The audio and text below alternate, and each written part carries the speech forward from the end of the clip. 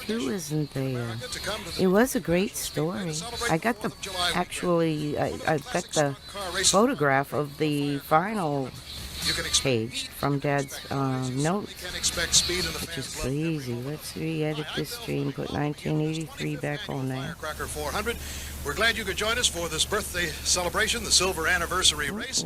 And I think it's going to be something special because Cale Yarborough went out the other day and said... So I got to go on a search for 82, don't I? A hot race today.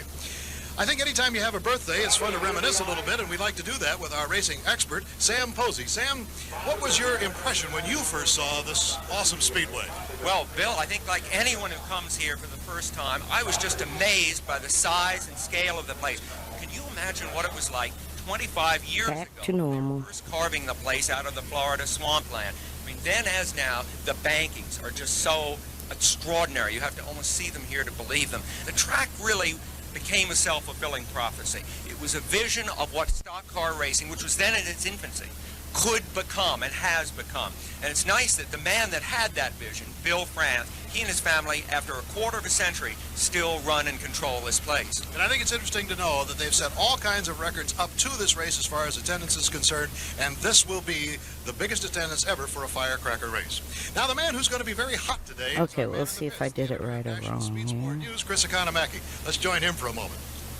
Well, Bill, there is nostalgia, and it is an anniversary, but one thing is the same. The sun. Burning down on this racetrack, intense heat, hotter than in the past, and more meaningful in the past because of rule changes. To slow the cars down, they've restricted the flow of air to the strange that we don't have the... rather than fresh, cool air. This means a big heat buildup in the car. 82, I've got to do some little research here, I guess. Overcome by the heat. They've got things to drink in the car, ice packs for their necks, cool suits, and all other devices to stay cool during the course of the race. And it could change the driving style. Because of the great heat buildup in the cars, they're not going to be able to stay one behind the other in the draft for too long, otherwise the engines will overheat. So they'll have to dart out in the fresh air every now and then. And what we're going to see today is a different kind of Firecracker 400. Joining us for the first time on our racing team is Terry Blair, who has been at the Daytona International Speedway all week doing feature stories. Let's join her for a moment. Bill, this is my first race here in Daytona, and I'm really looking forward to it, along with 45,000 other people here today. I've already been out and around Daytona on this Firecracker 400 weekend, and so far it's been exciting. We're going to show you a little bit of that. I'll also be showing you behind the scenes on and off the track. I'll leave it, say, 1982-3. I think you're in store for a surprise. I'm trying to find two. Well, there's a great view of this tremendous crowd on hand here today. For the start of the Firecracker 400, all 40 cars are started. They are on the track. They're on the pace lap right now, and we have two cameras mounted inside of car number 98, Joe Ruttman. There's the camera right behind him. You can see Cale Yarborough, the pole sitter, in car number 28, right off his left shoulder, following the pace car. There's the camera inside to get a good look at Joe Ruttman. Now let's set the field. 20 rows of 2, 40 starters. Car number 28 is Cale Yarborough, who was the pole sitter in a record-setting speed of 196.6. Then Joe Ruttman on the outside of him in car number 98. In row 2 is Terry Labonte, car number 44. Next to him is Benny Parsons in 55. Row 3, Jeff Bodine, car number 88, the Rookie of the Year last year. And Ricky Rudd, car number 3, is next to him. Row 4, Dale Earnhardt in 15 and Buddy Baker in 21 next to him.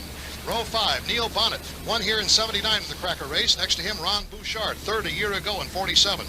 There's Dad's car, 47. And Dick Brooks in 90 outside of him, just pulling up. Row 7, Bobby Allison, the leader of the Point Derby this year in the Grand National Circuit. He won here a year ago, and Bill Elliott in car number 9 finished second to him by half a car length.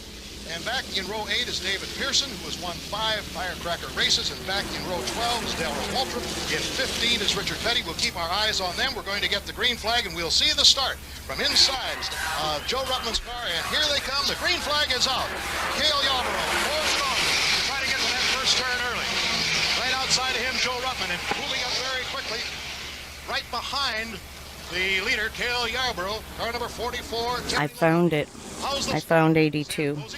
Well, Bill, Joe Ruttman has just moved into the lead there. He's the man carrying... I'll play 82 after. Let me just save it to... I'll save it to Dad's playlist. It's just a sprint, despite the heat that Chris spoke about earlier. There is the view from the car leading the Firecracker 400. Richard Petty had a little bit of trouble on the start. He went up and high on the outside and has dropped back even farther from his starting position, which was back in the 15th row. Now as they come around for this First time around of 160 laps. It's Joe Ruttman out in front. And everybody standing as they do traditionally for the start of a big race here at Daytona. Well, there's a look out the back of Joe Ruttman's car at Harry Gant. Benny Parsons is right next to him. I'm sorry, Benny Parsons. And Bill, the important thing, look at how low the spoiler is there on Joe Ruttman's car. That's a piece of aluminum you see right in the middle of the screen. He is purposely running a very low spoiler here in hopes of getting more top speed out of his car. He's very worried about this, what this might mean to him in the handling in the turns, especially as the race wears on. And now, going back just a little bit farther is Benny Parsons, and scooting up on the inside is Cale Yarborough. So Yarborough just slid right in there into the second position going into turn 4, following Joe Ruttman, and Benny Parsons in car number 55 has dropped back a little bit. They're pretty well strung out now. A very, very good and clean start. Car number 21 is Buddy Baker, running in 4th place and very smoothly, I might add, as they go into turn 1 in lap number 3. And I am surprised, quite frankly, that Cale Yarborough enabled Joe Ruttman to go in there in the lead just out of turn 1 and into turn 2 of the first lap. I'm surprised too, Bill, but now let's check this straightaway speed situation. Ruttman leading there, and Cale making the bump on the inside. So Ruttman's straightaway speed is certainly not decisive. He can be drafted despite that smaller spoiler. And look who benefited from the draft. Benny Parsons moving ahead of Joe Ruttman. So the leader now is Cale Yarborough, who is our pole sitter at a record speed of 196.635, almost 2 miles an hour faster than the old record set by Jeff Bodine. So they're tucked in there very closely as Cale Yarborough, Benny Parsons, and Joe Ruttman, and then Buddy Baker. Those are the first 4 cars. I don't think the 82 is online. Ain't that weird? For the 25th running of the Firecracker 4. I know there's in the greatest finishes. They have the ending of it. Cars are all tightly bunched during this early going in the race. We're on lap number 5, and there goes Benny Parsons in car number 55. Joe Ruttman tucked in behind him in 98, and Cale Yarborough loses the lead and drops all the way back to 3rd. Everybody trying to stay competitive here. Yeah, they're running very hard, Bill. With no accident early in the going here. Don't let the apparent smoothness of their maneuvers fool you. That air turbulence around the cars makes driving very hard. Making a move now on Cale Yarborough to try to get into 3rd place. Ooh, I have something and he to squeezes tell him you. off in that upper turn. And so Buddy Baker, the 3rd car there, has moved ahead of Cale Yarborough. They're following Benny Parsons and Joe Ruttman. My dad being the crew chief on the 47, he was in I think would be to see what it's like to be main focus, of course, of overall everything, but his main focus was chassis, and they also had engine builders and stuff. in his car with our 2 Almost betting that it has maybe a Jack Tant engine in it, or I don't know if Ray still built their own. currently in 3rd place. Now dropping a little bit farther back. Now he moves into the slot. That'll be a good place to view. Bill, as he comes up here now to start the lap, as he said, he is running low. Now remember, these drivers are traveling. He's traveling about 200 miles an hour here. If he backs off anywhere, it's right there. Then he rolls right back into the throttle. Watch him steering the car. That means the back of the car is sliding. I think more than he wanted it to, Bill. We talked with Joe. This is sort of what the car looks like. That's his 81 car. Give him too much trouble in the early going in the turns, but he was having to correct the slide. He's now Their 82 car was the J.D. Stacy, which was yellow, and that's when Dad started. I was trying to get that race. I really couldn't find it. bump right there. This is the 82 Suddenly on the wheel, there's a bump as you come off. car. 83 car. No, 82. Okay, that was the 81, that's the 82. And the 83 looks like this one, but it's Foster Grant. Cars right now. Ron Bouchard is currently in 4th place. Then Dick Brooks in car number 90. Then Ricky Rudd. Then Dale Earnhardt. Ronnie has a long history with my family. My dad built his very Notice that Cale Yarborough early cars that he won championships with at Seekonk 4 years in a row. what it might be, whether the heat is affecting And he also a hard things to come today that the heat is going to cause chiefed a ability problem. team that Ronnie drove for in modifieds that was the red number 1, Pintos, and Ray Hendrick Has the drove some of them. this race. Jeff Bodine drove some of them. They had a 3-car team, or 3-driver team. Buddy Arrington in car number 67, and that brings out the first yellow caution flag of the day. Now we understand that Chris Economiki's in the pits with Cale Yarborough. I'm down here now with Cale Yarborough. Cale, come on out here in the sunshine with me for a second. It's a short firecracker for you. What seems to be the trouble? Well, something got under the belt, oil pump belt, and kicked the oil pump off, which just let the bearings freeze up and blew the engine. Oh, that's a tough break. Cale, before this day is out, there are probably going to be calls for relief. Might you be available? If they call me, I'll be in Sardis, South Carolina. I'm headed home. Okay, Cale Yarborough out of the race and headed home. So with the yellow caution flag out, caused by the oil on the track due to the blown engine of Buddy Arrington, Benny Parsons hangs on to the lead, and we'll be back in a moment. The green flag is back out. They're racing again. 13 laps have been completed, but the pole sitter, Cale Yarborough, is out. Benny Parsons in the lead, and Dick Brooks is in second. Dick Brooks, you will remember, had a brilliant drive here in the Daytona 500 of this year. Bill leading for much of that race. He finished fifth in the end, but he, except for making a wrong tire selection right at the end, could very well have been the winner there. And he's showing that he has the speed. Hi, how you doing, Panic? Good morning. Right out in front, pouring It was fun watching you last night. I was lurking you and lurking another channel, and my son was racing. I was making sure I typed the right thing in the right place. Another lead change. Dick Brooks has taken over the lead from Benny Parsons.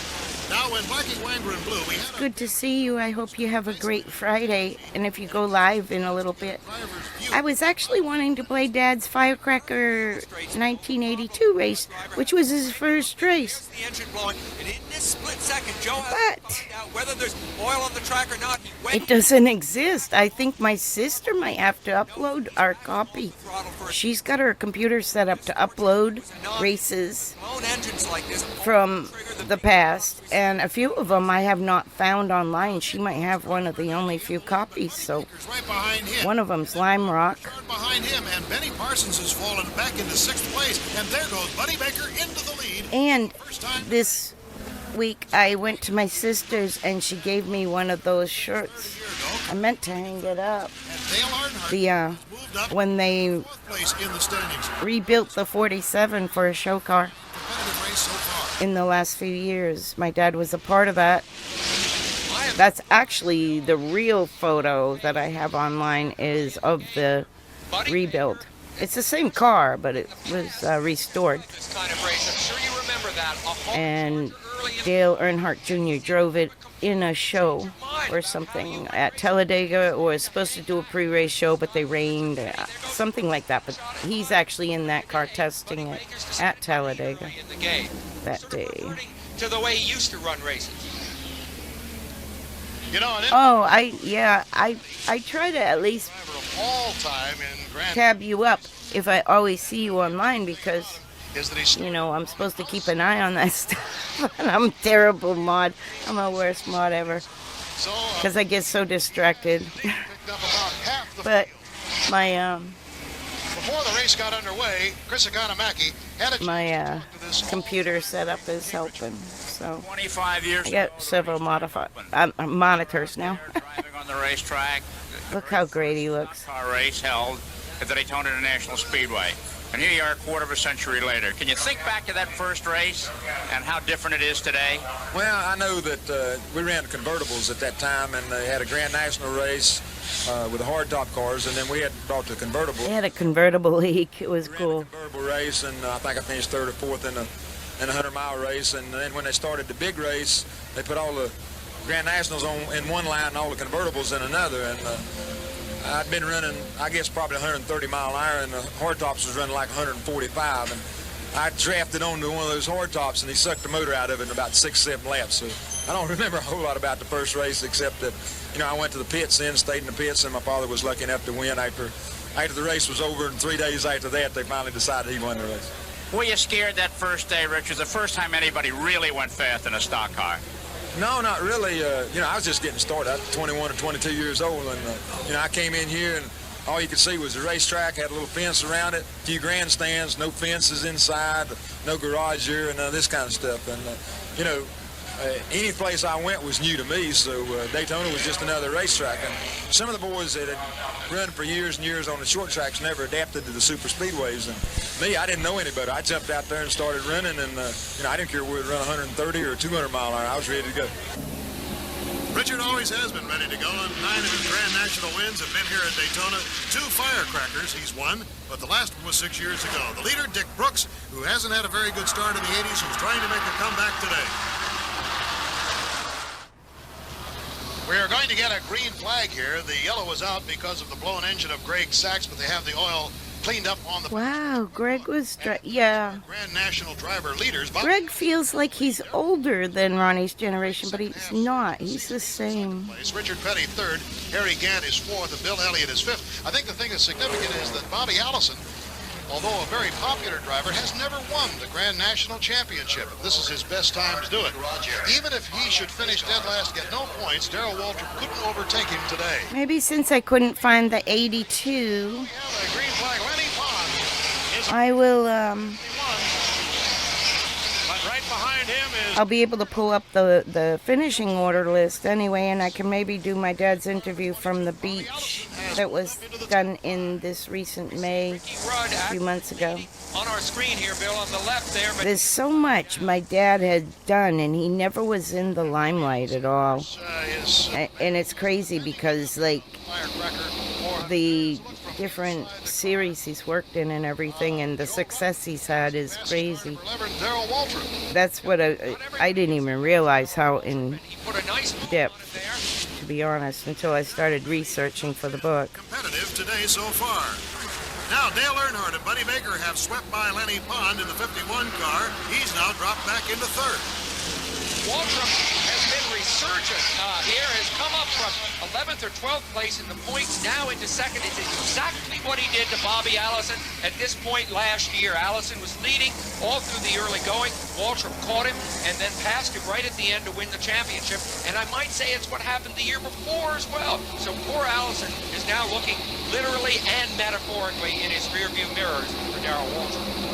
And there goes Buddy Baker into the lead, passing Dale Earnhardt. I just can't believe this is Daytona with all the trees around it and stuff. Fun for these drivers, too. Believe me, they are having fun today as Dale Earnhardt has retaken the lead from Buddy Baker.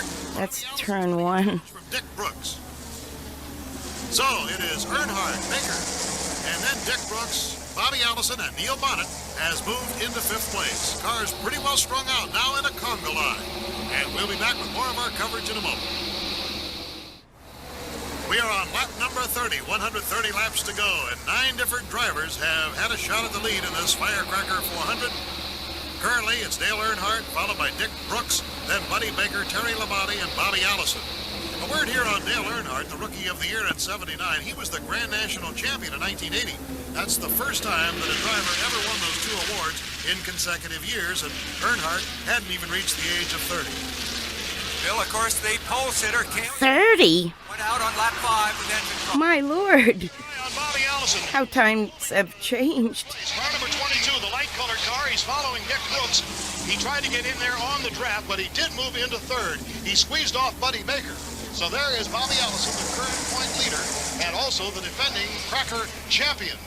Yeah, the man who won both races that were held in Daytona last year was Bobby Allison. Both the big races. There he is running 3rd. And might be getting 2nd because they're going to go right by Dick Brooks. And Earnhardt's right in front of him. Then Bobby Allison, and Dick Brooks is running in 3rd. And you notice that Allison went in low under Brooks as the car was carried back up to the banking. Bill, I'm surprised to see Bobby Allison put on such a charge at this point because of his struggle in the points chase against Darrell Waltrip. He has to be absolutely sure that he finishes these races. Surprised to see him go so hard so early. And in 10th place, The Winn-Dixie has the coolest Coca-Cola setup they've had cars ahead of him. for the race. Joe, who started It's like a display, and it's first row, like has dropped back a 8 little bit. feet wide and 6 feet tall. Pointed out by our expert Sam Post. And it's got cars coming at you, and it's got flashing little lights, little LED lights in the headlights, and it's my favorite part of it is a circle about 15 inches around that says Daytona Coke 400. And it's just, you know, even though it doesn't have any specific vehicles, you know, no specific drivers, it's just a really cool display. And if they're going to just throw it out after the race week, I'm going to see if I can get it. Usually they promise them to local bars, but once in a while I get lucky, like with this one. I've seen that myself. Bill, it's the most discouraging sight to see the other cars going on with the race, and you can't. You come in under no power at all into the pit. He has got to be extremely discouraged. There you see the car, and he's going to pull it right into the garage. Not even going to go to his pit. Uh-oh. That's it. And that's a shame. So Joe Ruttman goes to the garage. Ruttman. I'm sure Chris Economaki will go over there. Look at all that dirt and grime on the windshield. All right, back to racing. Bobby Allison in the lead. Dale Earnhardt is in second. Dick Brooks is in third. And Buddy Baker is in fourth, trying to make a move there on the inside. Allison just dominated at Daytona during these years. Are Allison, Earnhardt, and Buddy Baker. Because he also won the 82 that I wanted to play, but I couldn't find it. I think it doesn't. You have to consider not only Might not exist, but like I said, my sister might have it. almost a dozen other cars that are immediately around you. So the move that you set up is going to affect them, and what they do is going to affect you. It's pretty complicated stuff. At the end of 33 laps, Dale Earnhardt has retaken the lead. Buddy Baker has moved into second. Bobby Allison has dropped to third. Dick Brooks is fourth. And Terry Labonte is fifth. My dad's very first race was the Firecracker 400 as being in charge. Now, he was there for the Talladega win and stuff in 81 and different things like that. I'm pretty sure he was around because Ronnie always had him make sure the cars were safe that he was driving and stuff. It was kind of a behind-the-scenes thing, like Ronnie would be going somewhere, and even though it wasn't my dad's car that he was working on, he'd always go and make sure that it was safe, in his mind anyway, for Ronnie to drive. They were extremely close friends. We'd made some changes in the car, and we ducked some fresh air in the car before we started the race because we determined that it would be extremely warm inside the car. And Californians always say hot is warm. well, it's not as hot as you'd think. I expected the conditions to be worse than what they were, so I don't think the heat on the driver is going to be any major effect in the outcome of the race. What happened to your car? Chris, we don't really know. Buddy felt that maybe the cam broke, which is based on the new rules, so we won't know until Wednesday morning when we get a chance to tear the motor down to determine exactly what actually functioned, what the malfunction was first. Thanks so much for the help with the camera. It was great, Joe Ruttman. And back to you, Bill Fleming. So Joe Ruttman, who was the second fastest qualifier and who finished dead last a year ago, who had hoped to win this race today, is out of the race with some kind of mechanical failure. Now, he alluded to something about the new rules, and I think it's important to back and document that with what the new rules are. In other words, why would he say it's because of the new rules? Pink grapefruit monster. Tart. First of all, the old mushroom-style valve lifters are no longer allowed. Part of the reasoning here is to lower the revs a little bit. These old valve lifters allowed higher revs. With lower revs, the races could be a little bit run at the lower speeds. And secondly, and most importantly, the air induction at the rear of the hood now has been outlawed. And this is the heat buildup that I think Joe was talking about. The result, of course, is maybe less reliability. In the lead right now is Buddy Baker. Right behind him is Dale Earnhardt. And Dick Brooks in car number 90 is right behind him. Then comes Bobby Allison, who won the race a year ago. Then we have Terry Labonte. Dick Brooks was promoter at Charlotte for many years. It's Benny Parsons, who had the lead at one time and for quite a while. And then Tim Richmond has moved up into 8th place in car number 27 as they pass a slower car on the back stretch. Actually, I'm surprised. We still have 34 of 40 cars running, and we have just passed the 100-mile mark, so that's pretty good on this very hot day, but a lot could happen in 300 miles. Well, one of the things that might happen that the drivers are worried about for the first time in many, many races is that the tires might actually blister it and prove to be a problem. If it is very hot on the surface, now I'm not talking about the heat in the cockpit, but if it's hot on the racing surface, there's some fear that the tires might blister, that they might become overly convex and then they would chunk. Buddy Baker, who is in the lead right now, has a long and colorful history of racing, including his father, Elsie Baker, who was one of the early stock car drivers, and we got to reminiscing before the race with Chris Economaki and Buddy. You've made many a visit to Daytona, buddy. Is there one memorable moment that sticks in your mind about this racetrack? Oh yeah, when I won the 500 here, I'd been so close on 6 or 7 different occasions, and then to win the race, I feel like is the Super Bowl of our type of racing, and no matter whatever happens here, that'll always remain the high point of the times that I've been to Daytona. And Dick Brooks, you see there, putting a move on Buddy Baker, forcing the big guy back into second place. I say a big guy, he is big. He's 6'5", 225 pounds. And off the track, a big old friendly bear. Yeah, and Bill, over the years, quite a few newcomers to NASCAR racing thought he might be like that on the track, and have found out otherwise. He's a very tough customer. He has not had a good season, though, this year. Very bad season, in fact, despite the fact that he drives for the Wood Brothers, one of the best teams in NASCAR. So the cars whip by to complete lap number 48. And there goes Buddy Baker, sliding by Dick Brooks once again into first place. Brooks in second. Ron Bouchard is in third. Bobby Allison is in fourth place. And Dale Earnhardt, who had the lead just moments ago, has slid all the way back into fifth. We'll be back a little bit later with more of the Firecracker 400. Right now, let's join Jim Lampley for our same-day sunlight coverage of the special International Mile from Oslo, Norway. The cars are on lap number 55 in this 160-lap, 400-mile race. Remember why World of Sports would jump too many things? Dick Brooks. They'd run 3 sports on one broadcast. Bouchard finished third in this race in 1982. And his big win was in the Talladega race a few years ago, where he slipstreamed a number of cars right at the end and won one of the closest finishes ever in NASCAR history. Now, Buddy Baker. Yes, his other crew chief from Stafford Speedway was Bob Johnson, and he went with him to this team. And the week that Bob quit, they hired my dad. So that would have been the Firecracker 82. They were hired by teams at Indianapolis to go and work the pits up there. Bud Moore's crew is currently refueling, and there's Dale Earnhardt. The interview of Dad I'm going to play next will tell some of these stories better. Actually going to the Bud Moore crew. Well, a great deal of ingenuity and knowledge and cleverness makes the difference between winning and finishing back in the pack. The question becomes just how does it... I wonder who they have on the radio show at noon today. They have a live podcast at noon. Earlier this week recorded this observation. Stock car racing today is much like an applied... They're on Facebook, but they only get a couple views. It's not promoted out there much. Pretty much the same. The engines deliver the same amount of horsepower, the chassis are built to the same design, and the driver's top line capable of getting the most out of their particular machines. So what then makes the difference between winning and losing today? Fine-tuning is the term one hears. And what is fine-tuning?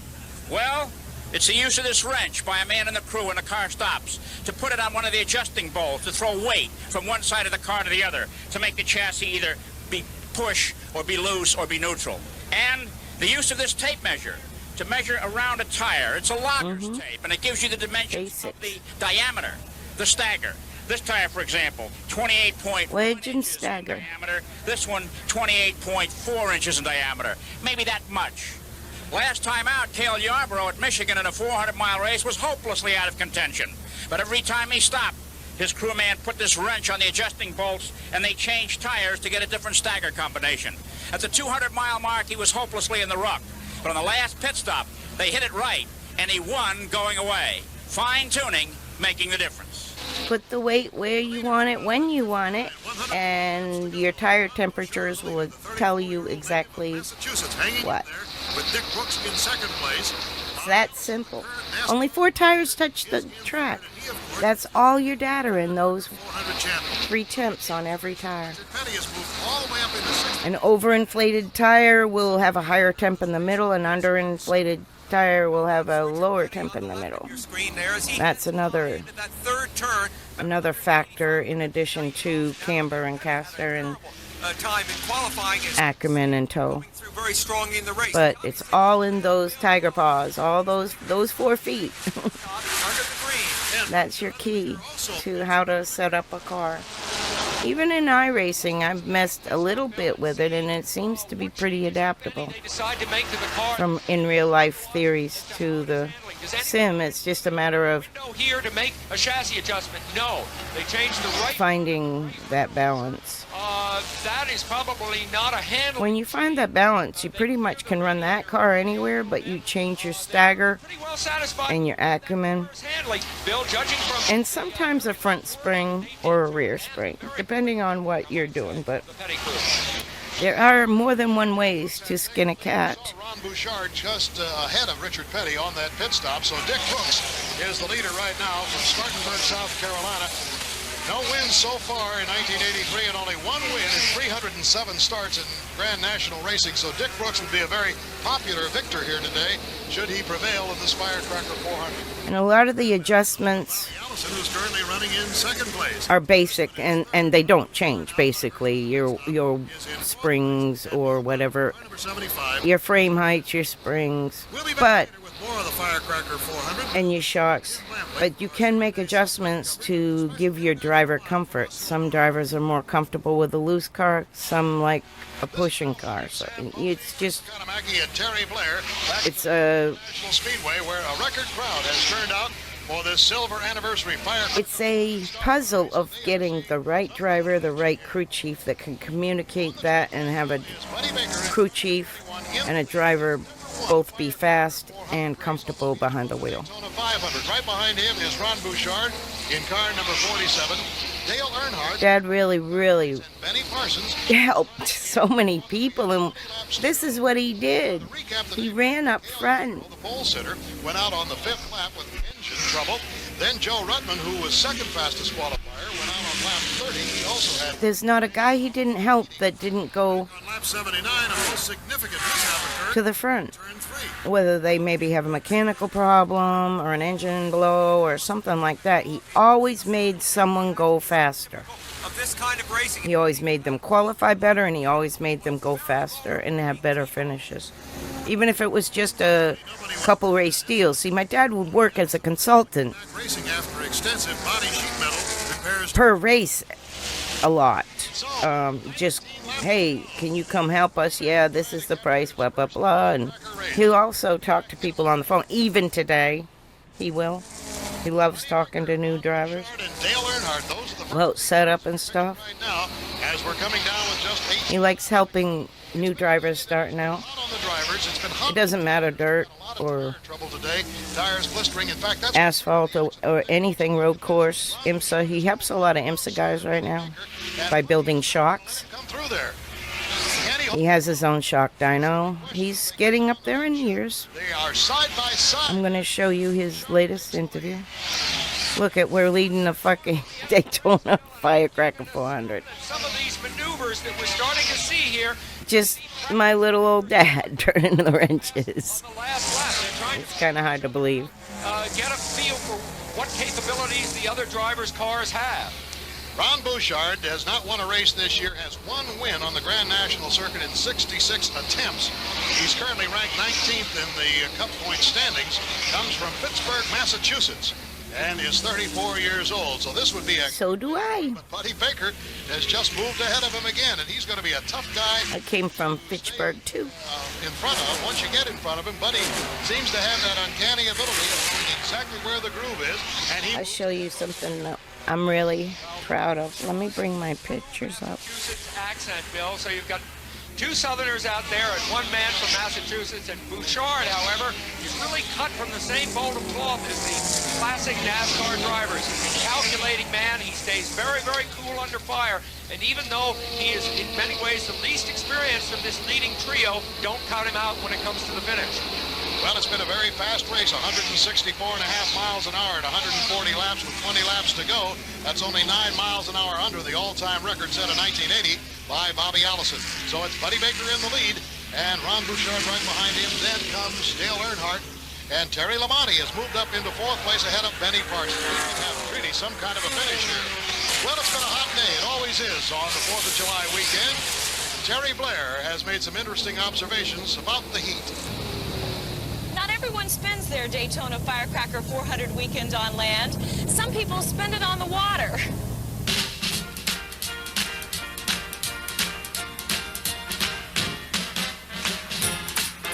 They all had boats. Hello there. What are you doing this Firecracker 400 weekend? We're watching the races. What are you doing? I don't know. I'm asking myself the same question. Why aren't you at the track? Well, it's a lot cooler here. Listen, I'm headed there right now. You have a nice weekend. You too. Yeah. Okay, bye-bye.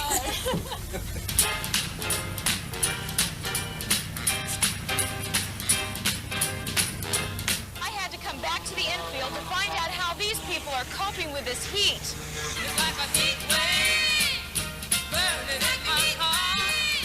I can't keep from crying. It's tearing me apart. How hot do you think it is out here? It's hot as hell. These are some Daytona. These are some of the cars that Dad worked on for Ronnie. Uh-oh, what'd I do? Degrees out here on the infield, and it seems a lot hotter. I freaked my... But we don't have to put up with I anything. think I freaked my computer out Cope with that 140 there. heat and humidity. And then I rolled down here. Dehydration. And as you can see in the infield, they don't worry about dehydration. First championship, second championship. With the heat. No, I take it back. First championship, second championship, third championship. A year ago. And that is Terry Labonte. Fourth championship. Look, we took the fenders off to run it as a mod at Stafford. Those three cars, And right here. that we ought to document. This is me right here. Still have a chance. And that's Dad. That's Ronnie Bouchard. My sister Justine. My sister Cindy. The engine builder, Dave. Ron Bouchard into the lead, just as we mentioned it. Alrighty, see? That's 1971. I was 10 years old. That move was Terry Labonte. We have a huge history with Mr. Ronnie and Kenny, and their whole family was amazing. So as we get down to the closing moments of this race, things could really heat up. And he's leading the Firecracker 400 right now. That guy. Those cars, car number 9, Bill Elliott, is a lap down. We lost him to cancer a few years ago, which Leader, of course, was devastating for us, Terry Labonte. our family and Dad, and it just was a really sucky Car is Bill Elliott. sucky thing because it was so sudden we didn't know about it. At this point in the race, each of the But contention starting to figure out what are they going to do. very grateful we knew Lap and Buddy, him and his talent.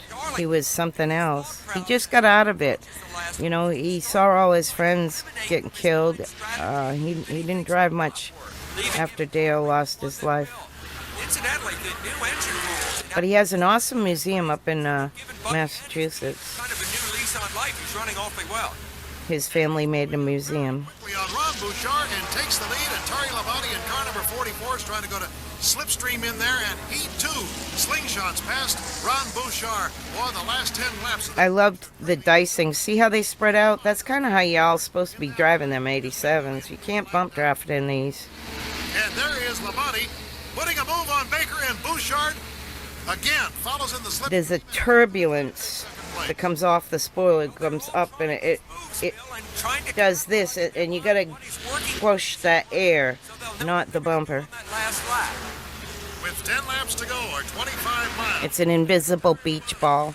Buddy Baker, Ron Bouchard, Jeff Bodine, and car number 2, Morgan Shepherd. Jeff Bodine moving in the picture now. Ronnie and Jeff were on the same race team by the same owner, but they had different shops in the yard. 6 laps to go.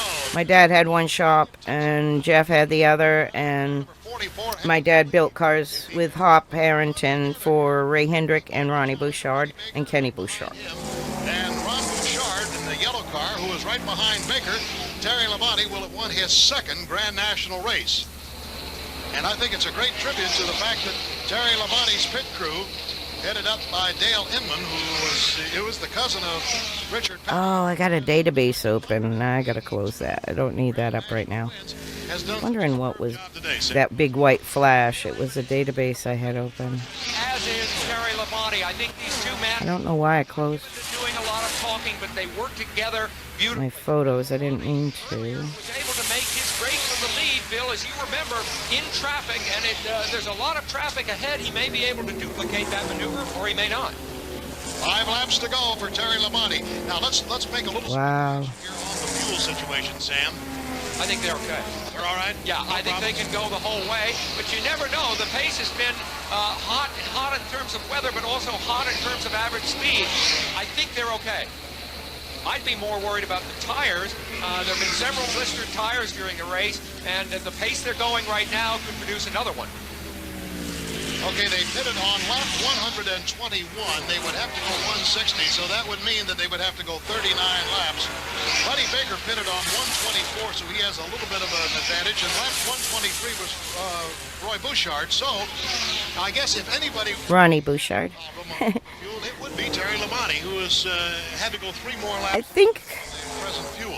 Good point, and he's had to go faster because when he this is Martinsville. after his last stop, he had trouble getting the car. This was Ronnie here. Lost a lot of ground, and he has I forget his name, man, but this is my dad right here. I know you can't see it because that on the track. thing is in the way, but there is my dad. I think it's My dad right here on the right-hand side. the drivers talked about this race before. I think that's Martinsville. Everybody wants to win the Firecracker. Of course, they want to win the Daytona 500 too, but the Firecracker is such a big thing with them.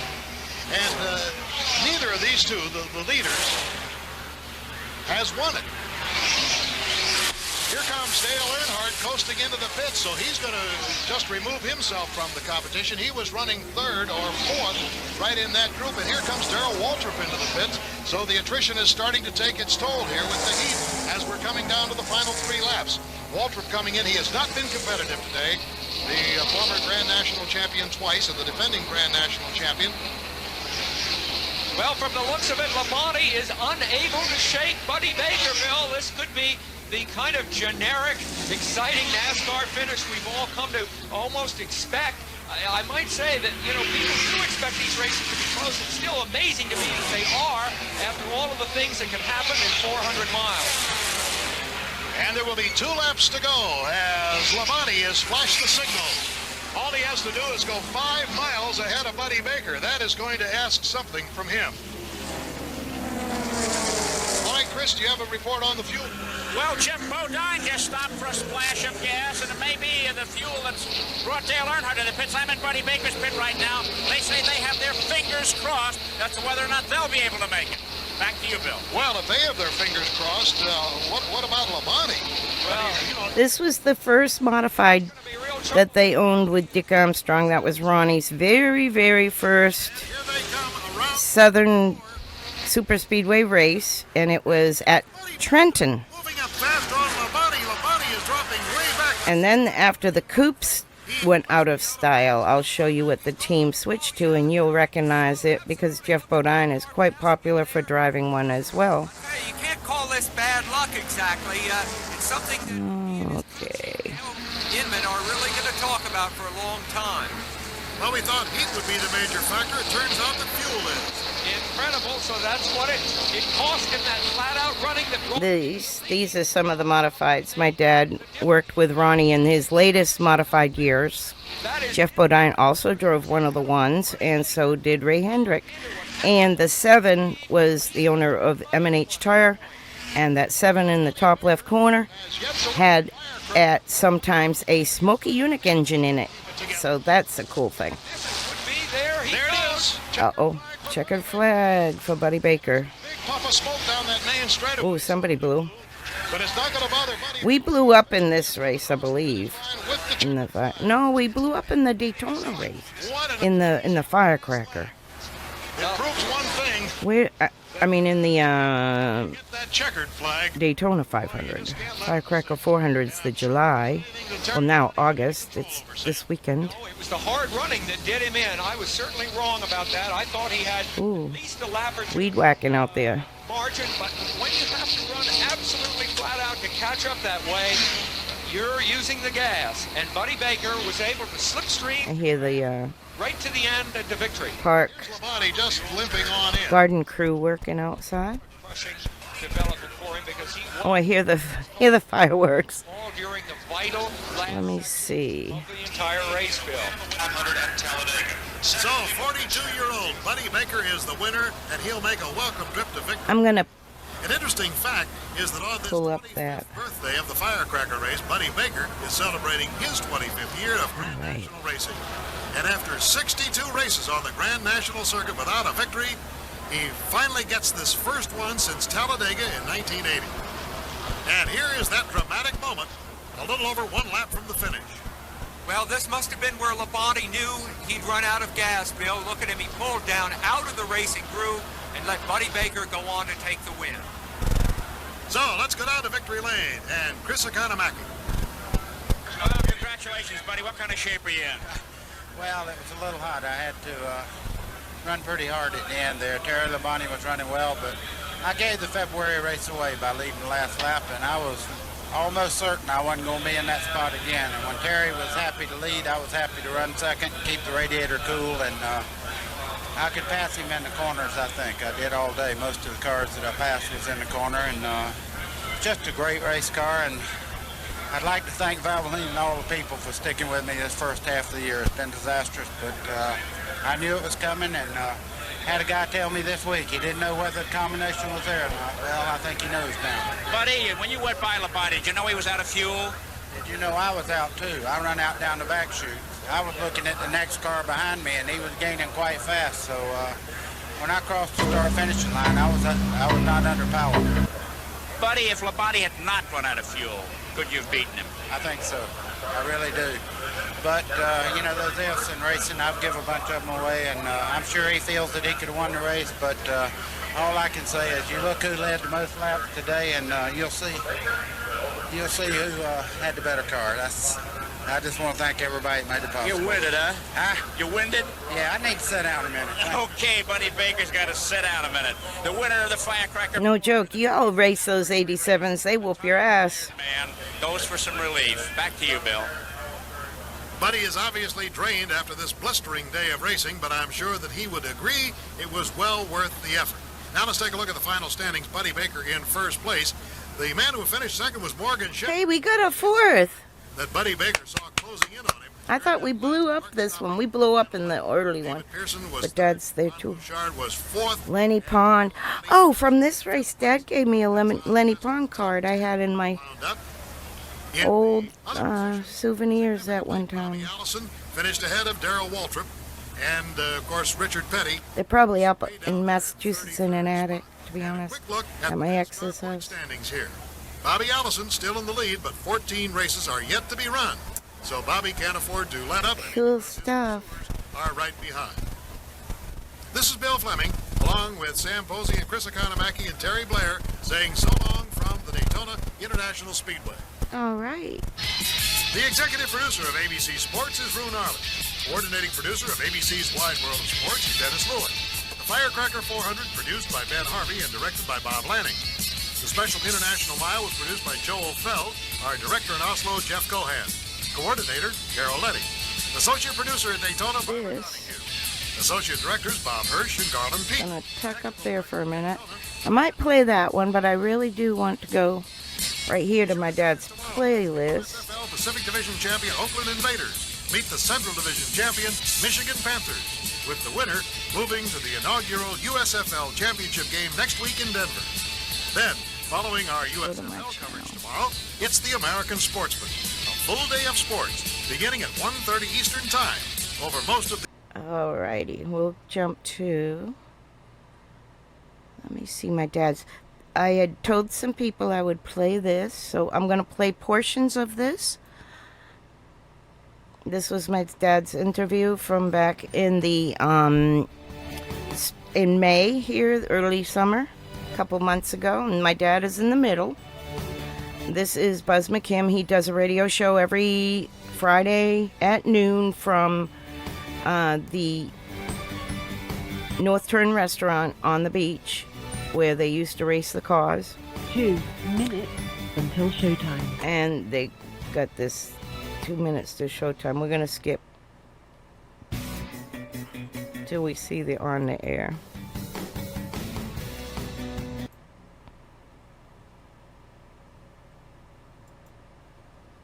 Catching up. Where'd my sound go?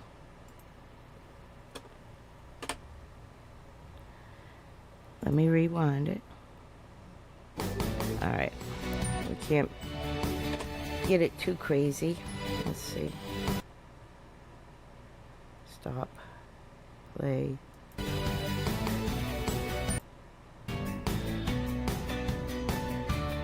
Looking for right here when the on-air sign goes on. That's where I was looking for. 1 minute until showtime. 3, 2, 1. Here we go. Now I'm going to stop it in between and show you pictures if I have a photograph of that era. Most famous beach, from where beach racing began. It's the Legends of Racing radio show. And then I'll play the next race after. From racing's original North Turn Beach Bar and Grill in Ponce Inlet, Florida. The Legends of Racing radio show. And your host... I was here in the audience. My mom, too. Rich Combs. You'll see my mom. Rich Combs is on the right-hand side. He is a road racer from the past as well. So he helps a lot with the IMSA. A joint in Hilton Head last week. Did you really? Okay, they're talking about opening up Pizza's one houses. Let me tell you. Yeah, for the office. They can hook you up. And also, it used to be where you go to Facebook to suddenly last night at 60 rounds back in 1946. Oops, right here. So that's our new deal right there. It's a big deal. Mm-hmm. They're new on Facebook is what they said, and that's what I'm doing right now is showing you what they do on Facebook. Who was the president of... But see, they don't get a lot of views. They're really new.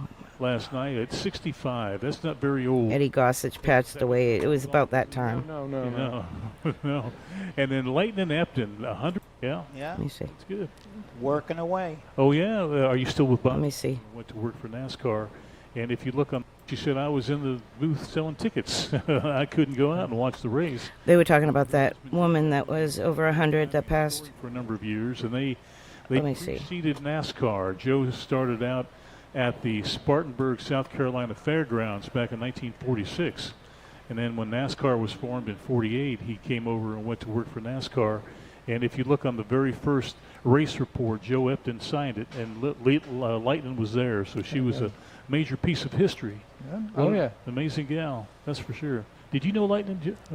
No, I didn't. No? Well, We were from up north, so we didn't know a lot of the long-term. Oh, yeah. Yeah, you're doing fine. All right. Everybody can hear Vic, right? Yeah, okay. Plus, we also were in the backside of the track, like in the pits, so we didn't see Working away. the concession stands too much. Uh-huh. Is he treating you right?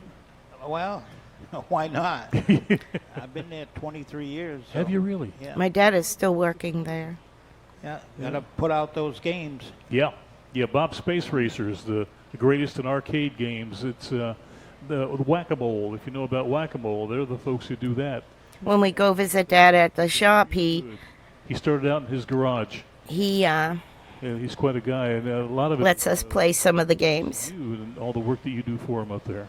Well, me and a lot of others. Yeah. Yeah. My dad never takes credit. Introduce this guy to these other people. All right, this is important. Folks don't know who you are. And I'm just floored being here. This says Legends of Racing. You're it. You're the sign. We don't even need this back here. You're Legends of Racing. That was a compliment. Just to think about the people he's worked with. Al Luntz Sr., Greg Sachs, Tommy Riggins, Steve Millen, Gene Felton, Ray Hendricks, Ron Bouchard, Elliott Ford Robinson, Joe Nemechek, and the list goes on. Those are just the guys I know. This is the guy. That was before he got into Cup or Busch. He has numerous. Yes, absolutely. I'm not even to the good stuff yet, folks. I'm telling you, we got a guy here. He's got multiple track championships. At some places, multiple for that same track. Northeast All-Star Racing League, they won that championship. He's not only run NASCAR, Cup cars, Busch cars, modified cars. He's also run IMSA, the crew chief winner at Miami Jeep Grand Prix, at Columbus Grand Prix. I mean, crazy, huh? Racer and circle track racer. 1992 Busch Grand National champion with Joe Nemechek running. That's pretty good. I mean, that. 1992 Busch Grand National champion with Joe Nemechek running. You know, that's pretty good. I mean, that. 1992 Busch Grand National champion with Joe Nemechek running. You know, that's pretty good. I mean, that. 1992 Busch Grand National champion with Joe Nemechek running. You know, that's pretty good. That's all we needed. Okay. That's right. And then in 2011, the Northeast Automobile Racers Association inducted him into their Hall of Fame. We know some of those guys that have been here before. Yeah, Hall of Famer. That's awesome. As Mike Boland said the other day, we had a Hall of Famer in here for flying airplanes. Mike Bowler owns the Mike says, 3, where he races. the Bowler, the old blue number 3 modified that still races. It's Mike Bowler. You're the sign. Because Dad worked with his dad, Lenny Bowler. Indication. Oh, that's awesome. Great intro. Thank you, Rich. That's super. So how did you get started? He also won Bristol in '96. He won Nazareth in '98. Rode it to the racetrack. Which one? And back then it was Brookline Speedway. I think that's it. Really? 1957. Okay. He said Brookline Speedway, 1957. I'm going to show you the photograph of that real quick. Of like my dad's. Okay, I got contacted by a guy through Facebook that says he thinks he has one of my dad's old cars. If it's not my dad's old car, it was a similar one. And I had got some pictures at one time of it. But he sent me pictures of that track that they actually... He had photographs of. He just took photographs of his photographs. And I'm not saying that there is my dad's car in the picture, but this will give you an idea of the time frame that this is talking about. We're talking about 1957. I wasn't born yet. I didn't come around till 61. But this is a couple of photographs of that particular racetrack. Now, I'm probably in the bleachers here somewhere, and I know this is horrible to try to see. Let me see if there's any way I can... I need to zoom. Zoom. Okay, that might work. Okay, you can see that a little better. My dad's car might be this one, because I remember the white trunk right there, or if it wasn't it was similar. And let me see. And this is another picture from the same track. That was Brookline Speedway. He drove his bike. It was 8 miles away from his house. And that is, I guess, the best. How do I gotta get that little button. Shrink ya. Okay, so that's what he's talking about. He bought his first car. It could be this one. Like I said, I know it was black with a white rear trunk, Dad said, and it was a number 18. That's about my best knowledge on that. And so anyway, let's continue. He will tell you about that era. Was the driver. His uncle was the driver, my Uncle Walter. Yeah, we finished second in one big race, and that was about really? the big highlight of that deal. But hey, you got to start somewhere. Sure.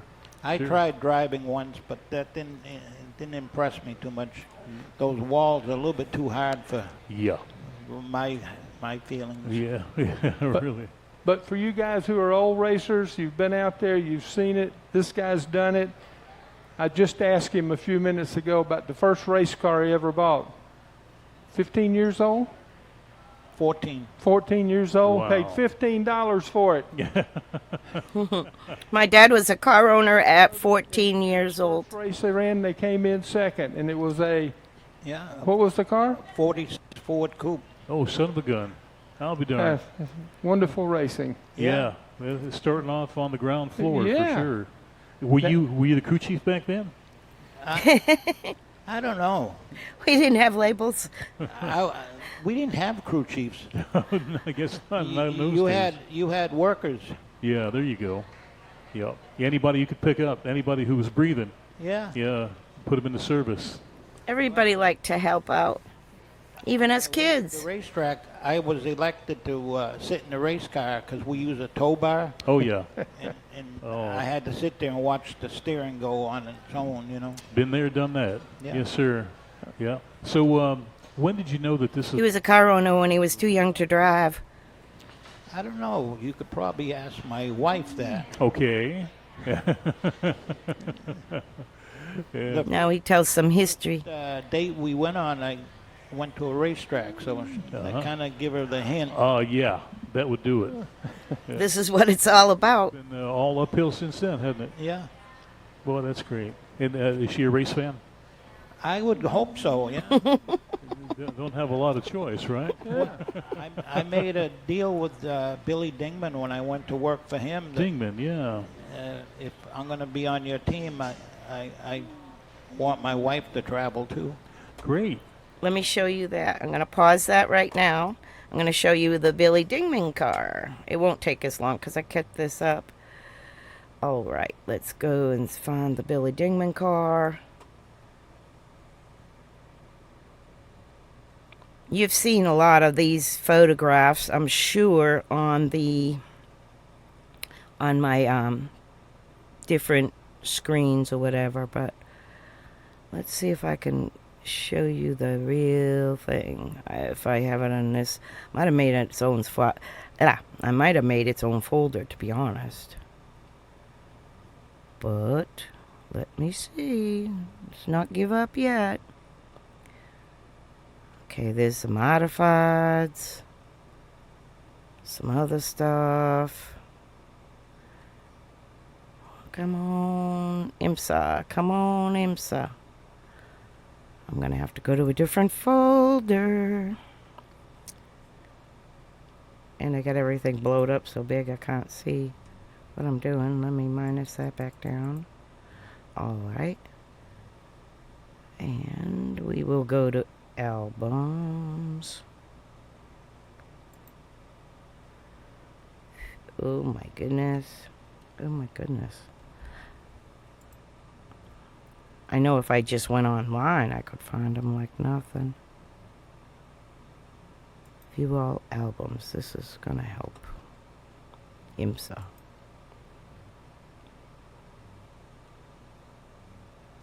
I do have some of this separate. There we go. This was the IMSA team. If you look through, this is 1984 to 1986. He ran with that team. That's my dad right there in that window. They won Lime Rock, Miami Grand Prix, I think. Maybe some others. I gotta look it up. I know they ran a lot of the 24 hours of Daytona and 12 hours of Sebring. Anyway, that's sweet. He'll tell you. He found a thing for her to do at the track, you know, scoring and... For my mom to go with him. Jeez. So she went everywhere we went. Well, that's awesome. And she's here today. Yep. Yeah, raise your hand there. There we go. He couldn't have done what... I'll point her out in a minute on this film. Most racers, right? Yeah, that's exactly right. Yeah. I bet those were some pretty good days when you were traveling, right? Yeah. We did a lot of side trips, especially when I worked in that IMSA racing. You didn't race all out every week. You had maybe a week or two in between. Mm-hmm. Like when we were in California, we were able to go to Catalina and stuff and enjoy some of that type of stuff. You know? Man, that's great. That was a big deal because we didn't. What was Dingman to work for? Pretty good guy. Good. You know, come out of money. We didn't do all those great things, but we traveled and fished and boated. Well enough. Plus, we had Pontiac was our sponsor. Right. Right. Who was the driver? We had numerous drivers. He made a list of them. And I've just got a short list. He's a big list. Yeah. Yeah. Started out with Tommy Riggins was one of our drivers. Out of Jacksonville, right? Yeah, and then later on when we raced the Fiero, Bob Earl was our driver. Uh-huh. That's the car I showed you, the 4. That was interesting. Yeah, it was a V6 Pontiac engine. Yeah, fiberglass body or a plastic body? Yeah, the chassis was built in England by Spice Engineering. Oh, yeah? And a lot of their engineers came from March Racing. Oh, no kidding. Spice and March, big road race names he worked with. Equipment. I guess. Yeah, Bob Earl could get the job done, that's for sure. I made him get a little mad at me when we went to Atlanta and did a test. We went out and tested the car, and when the testing was done with the people from England, Billy Dingman knew that I had done some research on my own. So he said, go ahead and do what you want to do to the car, and we'll run it again. So I made some front end adjustments and some rear adjustments, and he went out and picked up a second and a half. Holy lap. cow. That's Jeez. when the English engineers slammed their briefcases shut and left. I bet you loved every minute of it too, didn't you? Oh yeah. Oh, that's great. How did you know what to do, though? That's the amazing part. It's just I've had inbred. a good education with a lot of good people, and you really got to understand what's going on in the car to start with. Yeah. And, I studied a lot of old books, and I had a friend that was in England during the war, Second World War, and he had an opportunity to look at a lot of that stuff, you know, the Formula One cars. Oh, yeah. So he had a lot of good common sense and passed it on to me. I'll be darned. You had to. That was Marty Hardy. That was one of Dad's really good friends.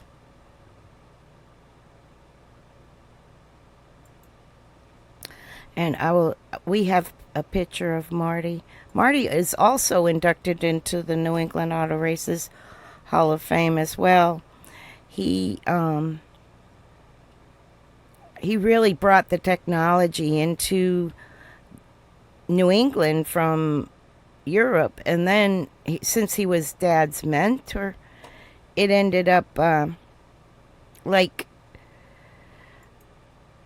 Dad would work on so many cars that it's weird, because Marty taught my dad. My dad worked on so many New England modifieds. They use the same technology, the same front ends on the modifieds today, which is amazing if you think about it. And now it was all started with this guy right here, and I'm going to show you, like, the technology the modifieds run today all started with this guy right here. Was the smartest chassis builder in New England at the time. Ernie Gahan won championships with my dad and him building cars for Ernie and things like that. There's just so much history there. But that is the connection, F1 to the modified front end. Right there. To be a good student, though, that's the thing. You could get all the information you want thrown at you, but you got to be able to absorb it and apply it. Yeah, I was pretty serious. I guess. Well, right. the English racers at that time didn't have big engine cars. They didn't have a lot of horsepower, so they really focused on handling and how you get.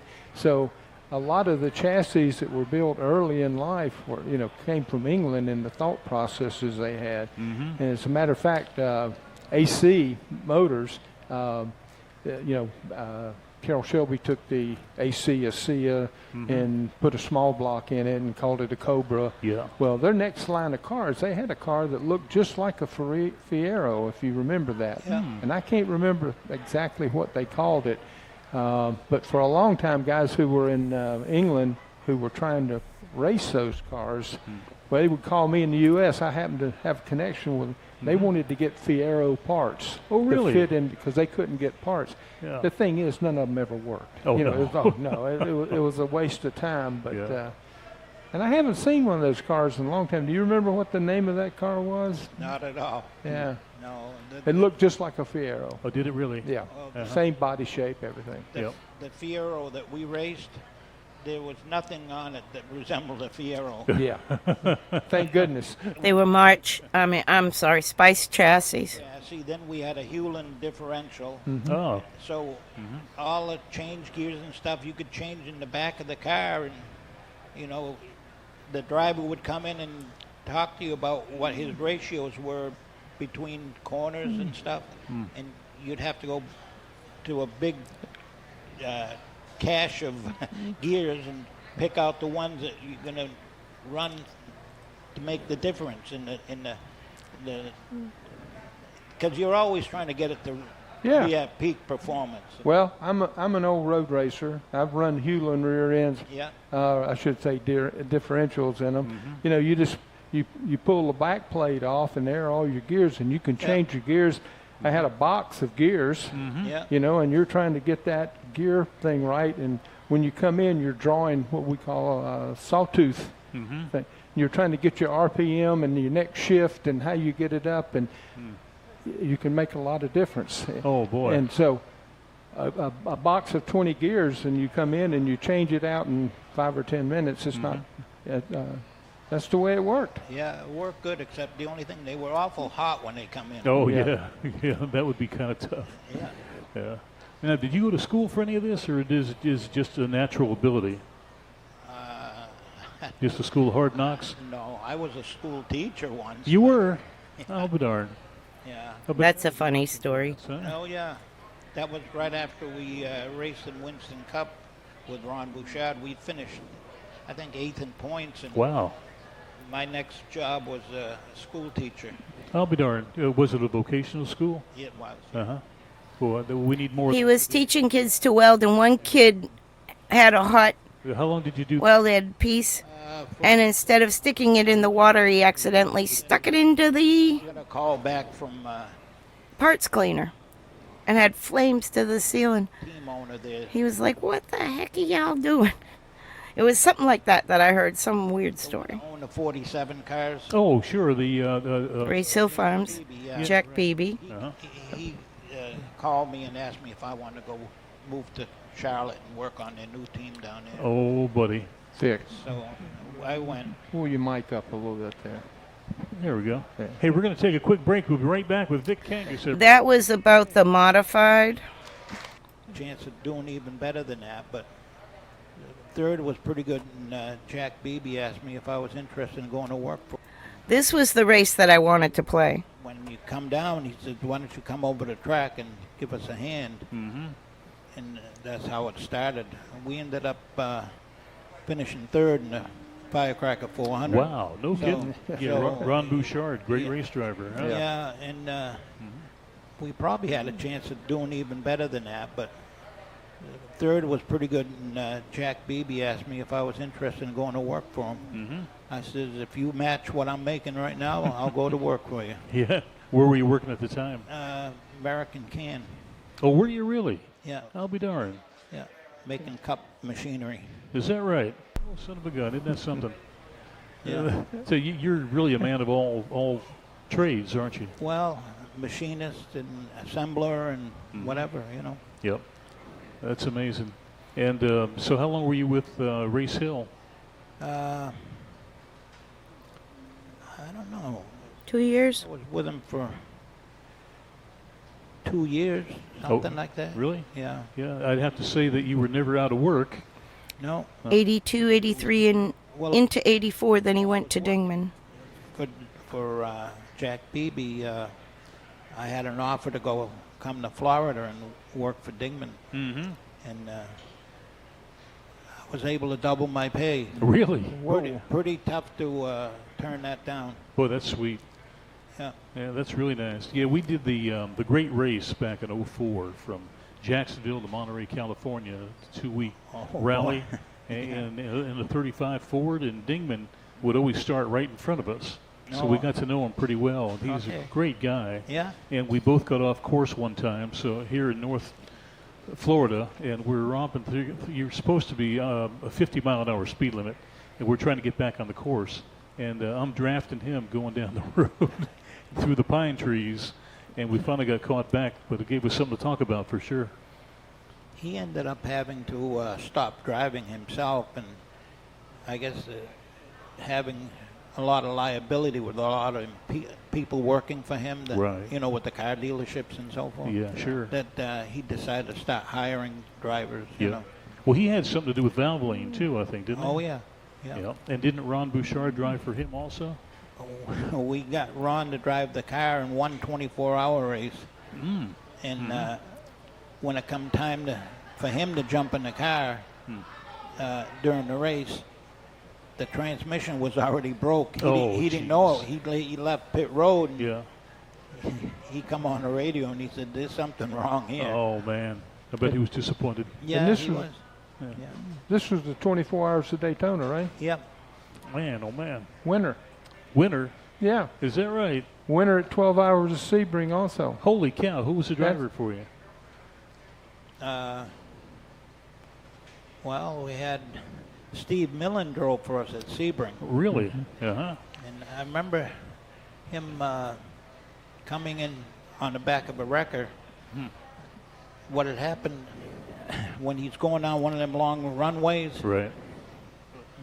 Something in the steering broke, and it caused him to spin out. And he said he turned many colors before he was able to stop. But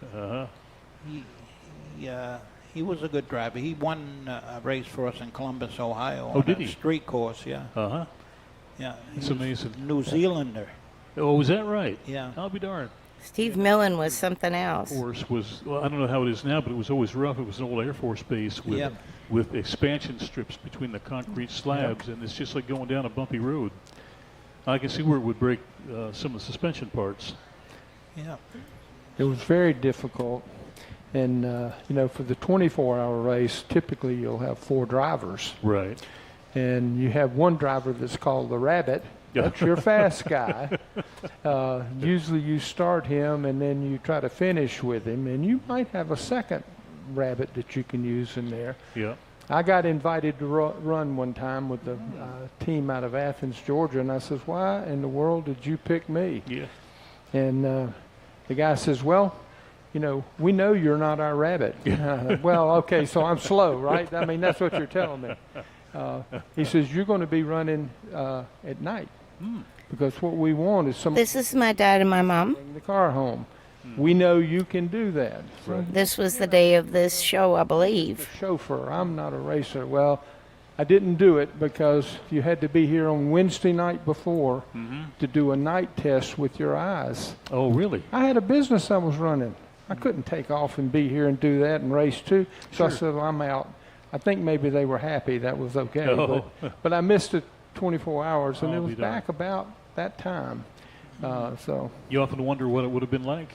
I do. I wished I'd have done it, but there again, I needed to make some money. Yeah. Yeah. And so I stayed with my business, and it worked out. But yeah. The good thing is, I'm not the Rabbit. I don't know who your Rabbit was, but maybe it was Steve Millen, and he was a hell of a driver. He was, yeah. We had a lot of good drivers.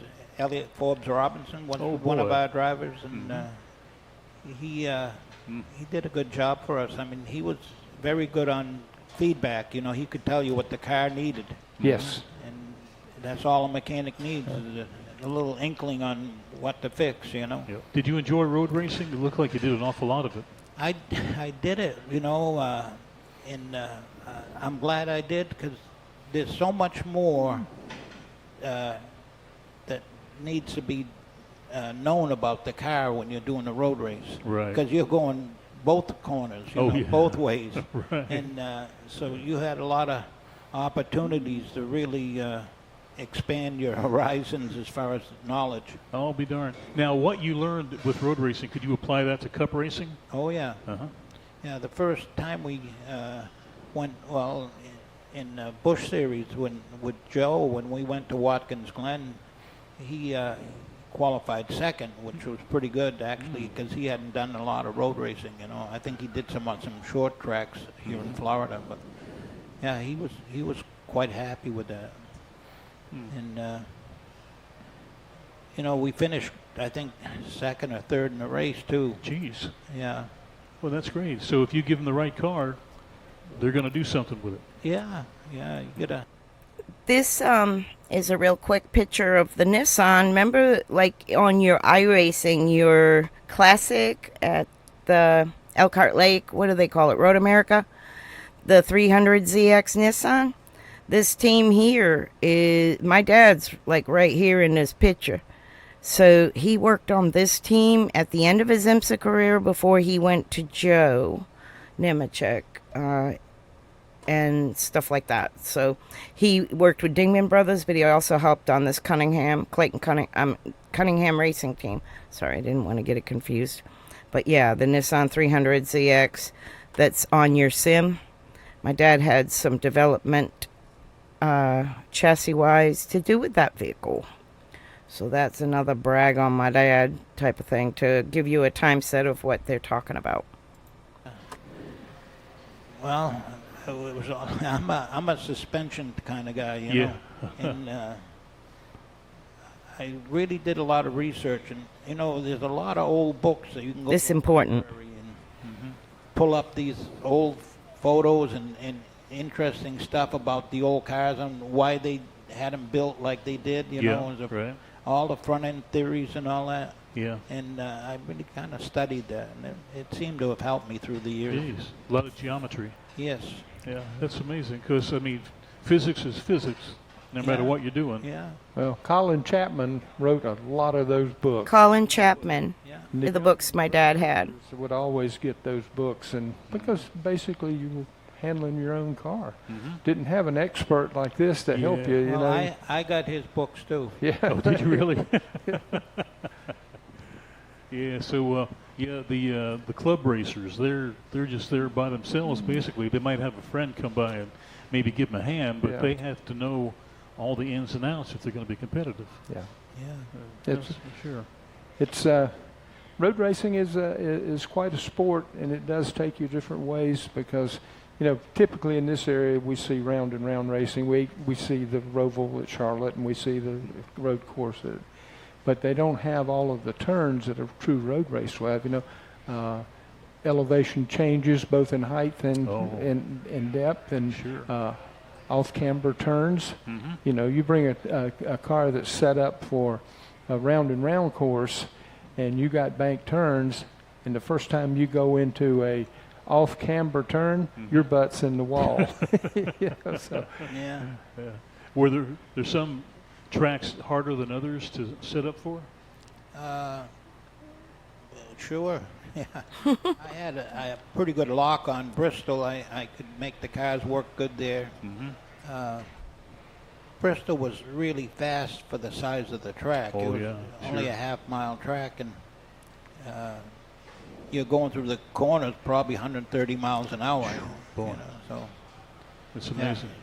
Yeah, what did Mark Martin say? It was flying a jet plane inside a gymnasium. Pretty much, yeah. That's about it. Hey, we're going to take a quick break. We'll be right back with Vic Kangas, everybody. Hey! Let me pause that, and I'll show you the picture here. One of the Bristol successes. I go to find it. Here we go. Coming. Bristol. Oh, yeah, we got Bristol. Bristol was one of the ones that I've watched a couple times, I think, on this channel. Possibly. Way to go. We're going to get you Bristol here. We had a win there. Dad actually has all his notes from that track. It was pretty cool. It's just taking me a minute here to scroll through this database real quick, because I've got to kind of maybe organize it a little better. But anyway, I'm finding it. So many years of history, it's crazy. What, we got to see. We were very lucky. Let's see. Come on, Bristol. He won with Jeff Fuller in 1996, the Busch Grand National race. And I have a victory lane photo here somewhere of that big deal. There we are. Here we go. Bristol, USA. And there's Dad right there. Jeff Fuller. And it was a BGN race in 96. He won with the 47 team, the same team Ricky Stenhouse drives for at this time. So let's continue this. I'm going to skip ahead because they're going to a break. From where it all began, racing's original North Turn Beach Bar and Grill, the Legends of Racing radio show continues with your host Buzz McKim and co-host Rich Combs. All righty. Thank you, everybody. We do appreciate that. This segment's being brought to you locally by Daytona Flea and Farmers Market. You've been there, haven't you? See, I'm going to skip ahead a little. Got out of racing himself and body parts are probably There's my mom. available on the garage sale day. I would think, yeah. Vic, you worked with a guy I've kind of been fascinated with, Gene Felton. Yep. I got fascinated with him because he ran an ad in the back of Winston Cup Scene selling refurbished Cup cars and Xfinity cars. Yeah. And I just thought that was the greatest idea in the world. Yeah, he drove for us at Charlotte and stuff, you know. But what you're talking about, he got out of racing himself and decided to start doing a reconstruction of these older cars. It worked out good for him. He did a lot of them. Yeah, he had a heck of a business there for sure. Yeah. He road raced an AMC Gremlin. Huh. Were you involved with that at all? No, he drove for Billy Dingman. Ah, okay. Yeah, that Gremlin, you don't expect that to be a race car.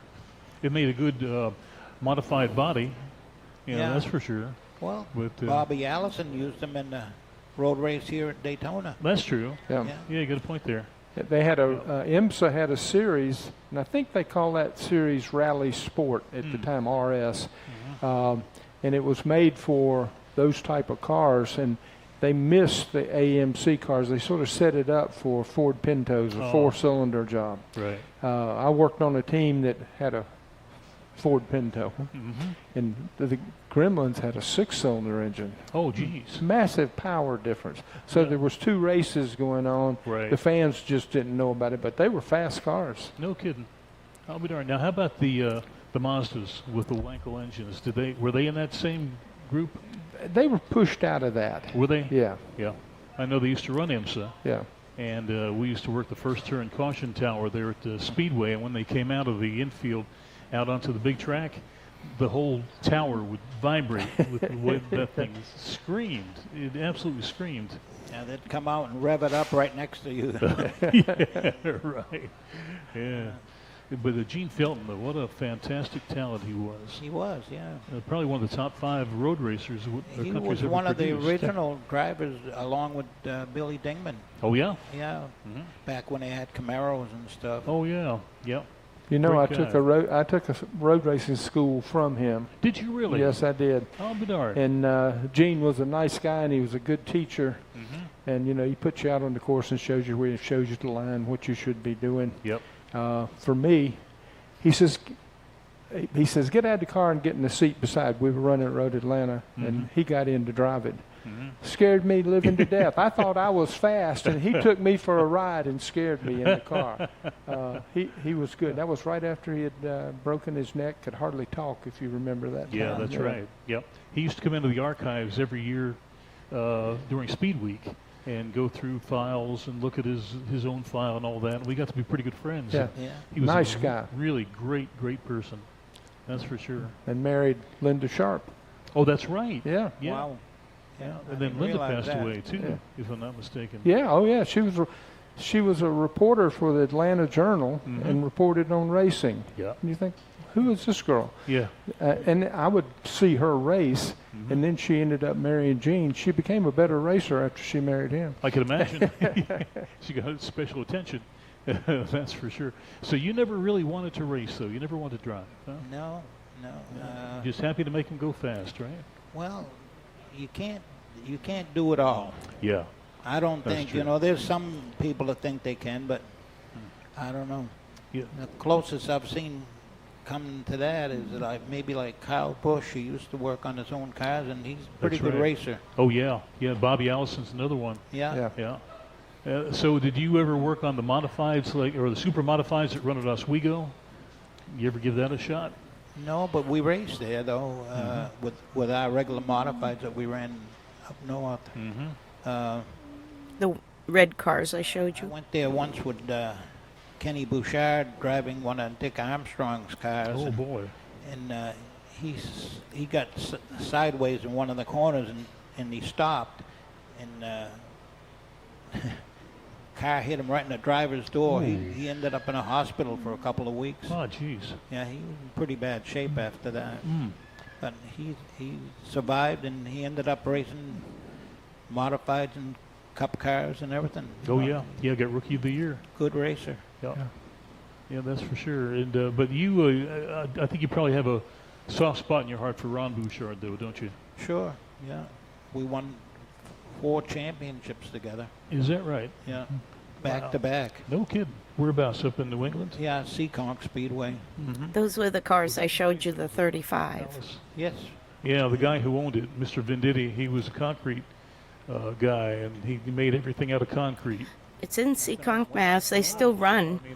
And it's super, super cold. It's near the coast of Providence, Rhode Island. And it's the North Shore of the Atlantic is cold. And that concrete held all that cold in. We wore snowsuits to the racetrack. Come up on the deal all summer because it was so cold at night. I'm sure. Right. The ocean.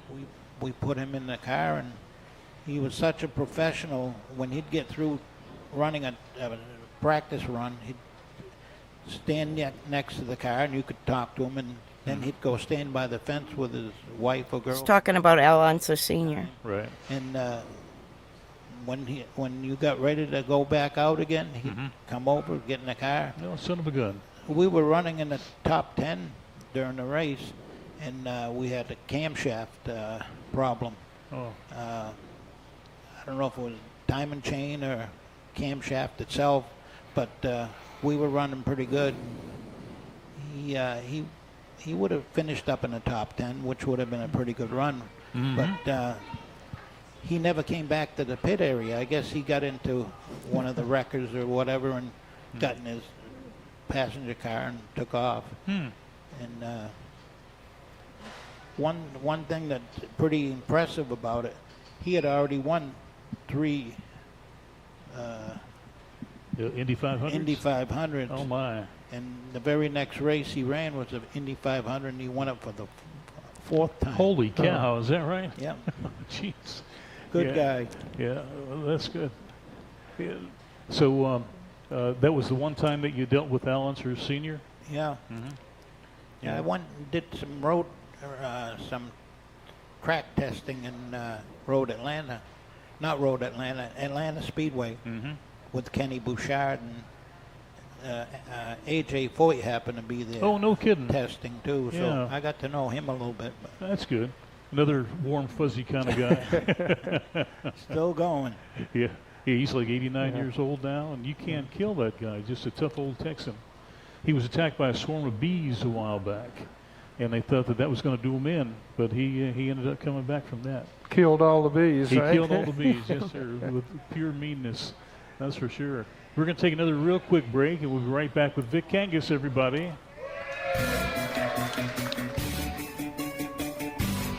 The caution flag is out. Time for a break. We'll be right back with the Legends of Racing and Racing's original North Turn. In the Legends, and they're here at the North Turn. This is a great place to be. Good food, good drink, good friends. Yep. Everybody should come in. All those people who are listening today, but they're not here, they don't know what they're missing. I want to spend some time with this guy after the show, shaking his hand and hearing more stories. Oh, so, yeah, I mean, you're not kidding. Great place to be. Absolutely. That's for sure. Yeah, this segment's being brought to you locally by Homewood Suites by Hilton over on Bill France Boulevard. The lovely place. They're good people, and they treat us real well. And if you have anybody coming to town that you want to kind of impress, you can hook them up with a suite there. Every room is a suite. And they have great breakfast, free breakfast, super duper.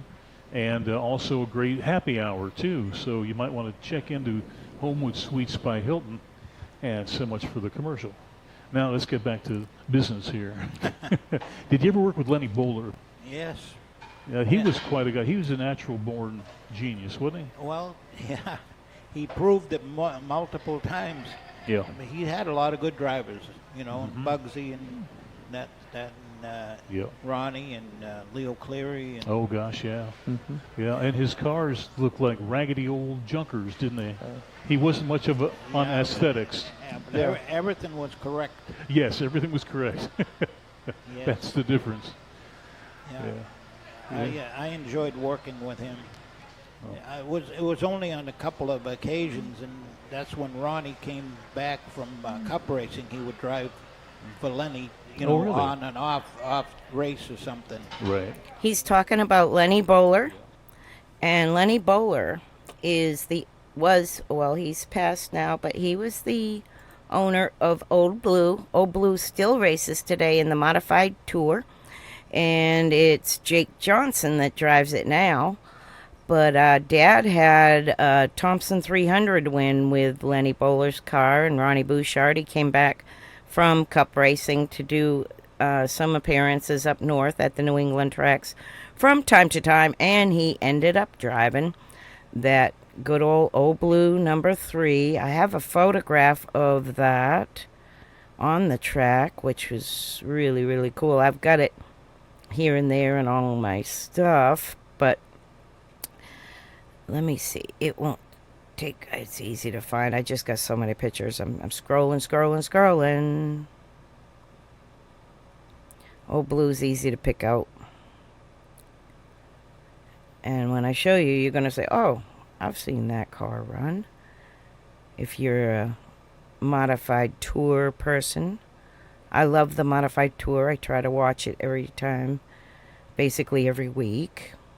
But I get behind the times a little. Okay, I found it. This is the exact race they're actually talking about. When he said he raced a couple times. This is the Old Blue. Number 3, Lenny Bowler owned, and now Mike Bowler runs it with Jake Johnson today. So this is from 1983. Right there. Can you believe it? And they run it today. That's a classic legacy team that just... I've been in the garage. I've touched the cars. Bugsy Stevens, Fred DeZaro, Ronnie. So many greats have drove it. You know everybody that's drove the 3, especially in the later years. That type of thing. Did you work with Bugsy at all? Yes, Bug I Stevens? did. I rebuilt 2 of his cars in Oh, really? 19. The 15 wood chopper special. Really? I'm not sure if I got a picture of that one. For the car owner there, Sonny Car, wasn't it? Yep. Yeah. In fact, I think that car still exists, doesn't it? Yeah. I Oh. worked on the coupe and the Vega. Vega. Hold on a minute. Tommy Baldwin has the car painted white. Now, the Baldwin 7 New York has always been black with the gold number or whatever, or the white number, the bold number 7 NY. And they have a number 7 NC now because their family is driving from several shops. And he repainted his car this year. When we lost Bugsy a few months ago, he repainted his car, and in the back it says Bugsy, and it's painted like the number 15 wood chopper special, except it's still number 7 New York. But like I said, I don't think I have the picture of the original Bugsy car in this file. I have it on other files.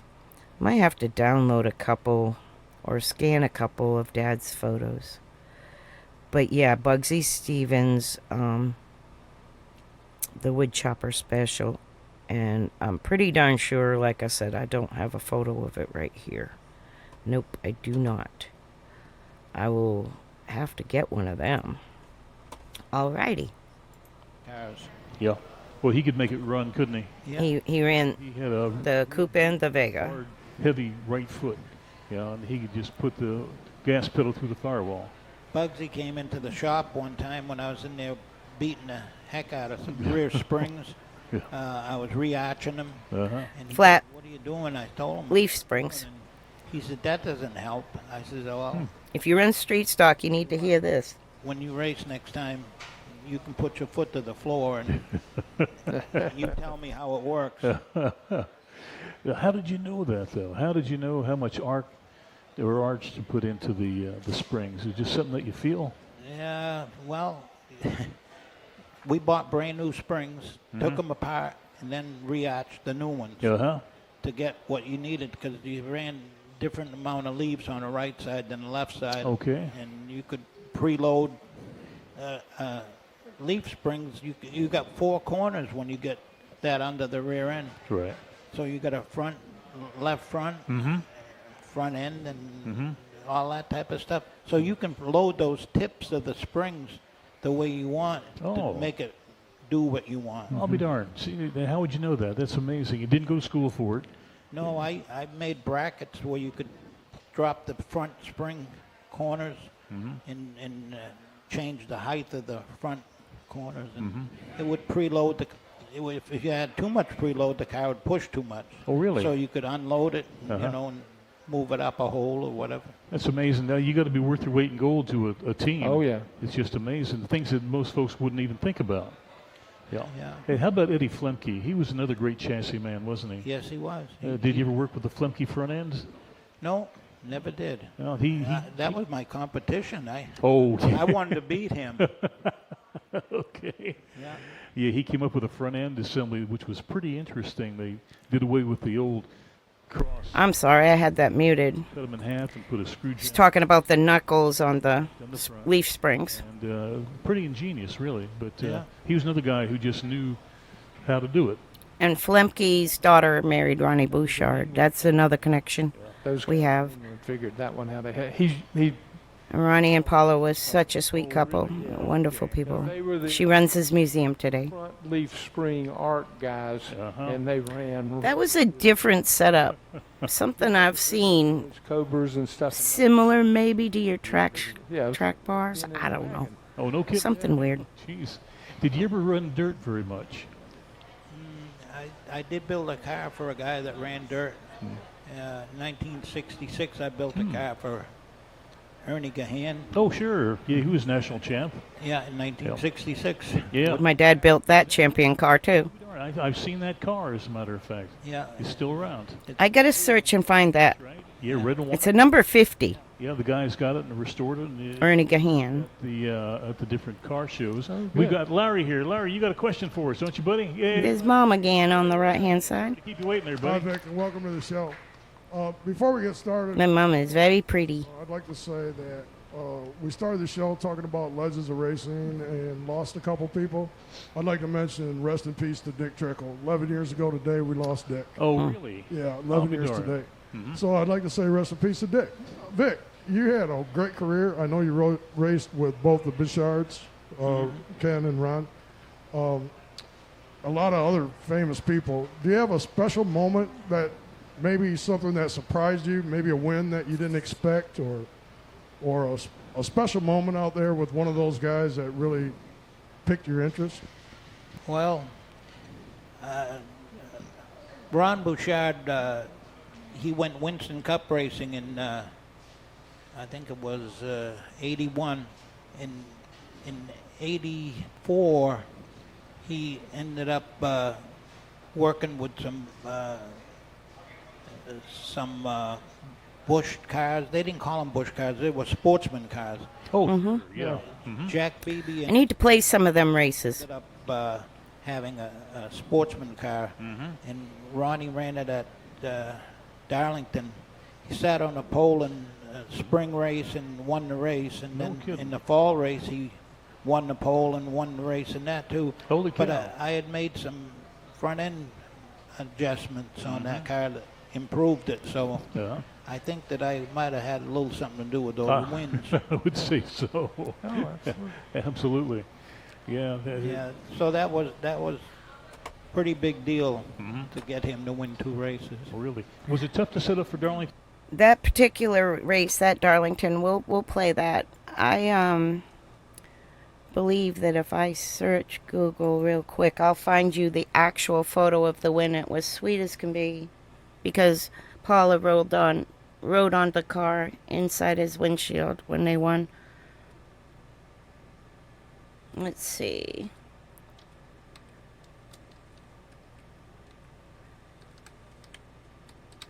This shouldn't take too long to find because it's pretty common photo. Let's see, images.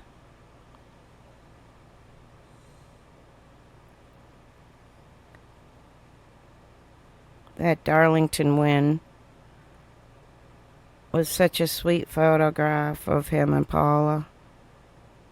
See if it's in there. If I don't find it in a... Oh, here it is. I knew it was there.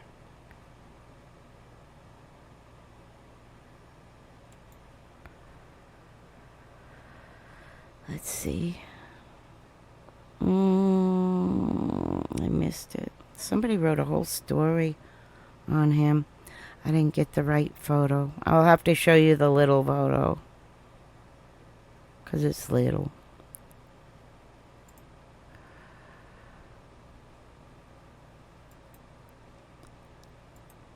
Let's see. Okay, well, it's going to be I don't know how to expand it, but this is the photo right here of that win. This is their sportsman car. It looks the same, pretty much the same paint and everything.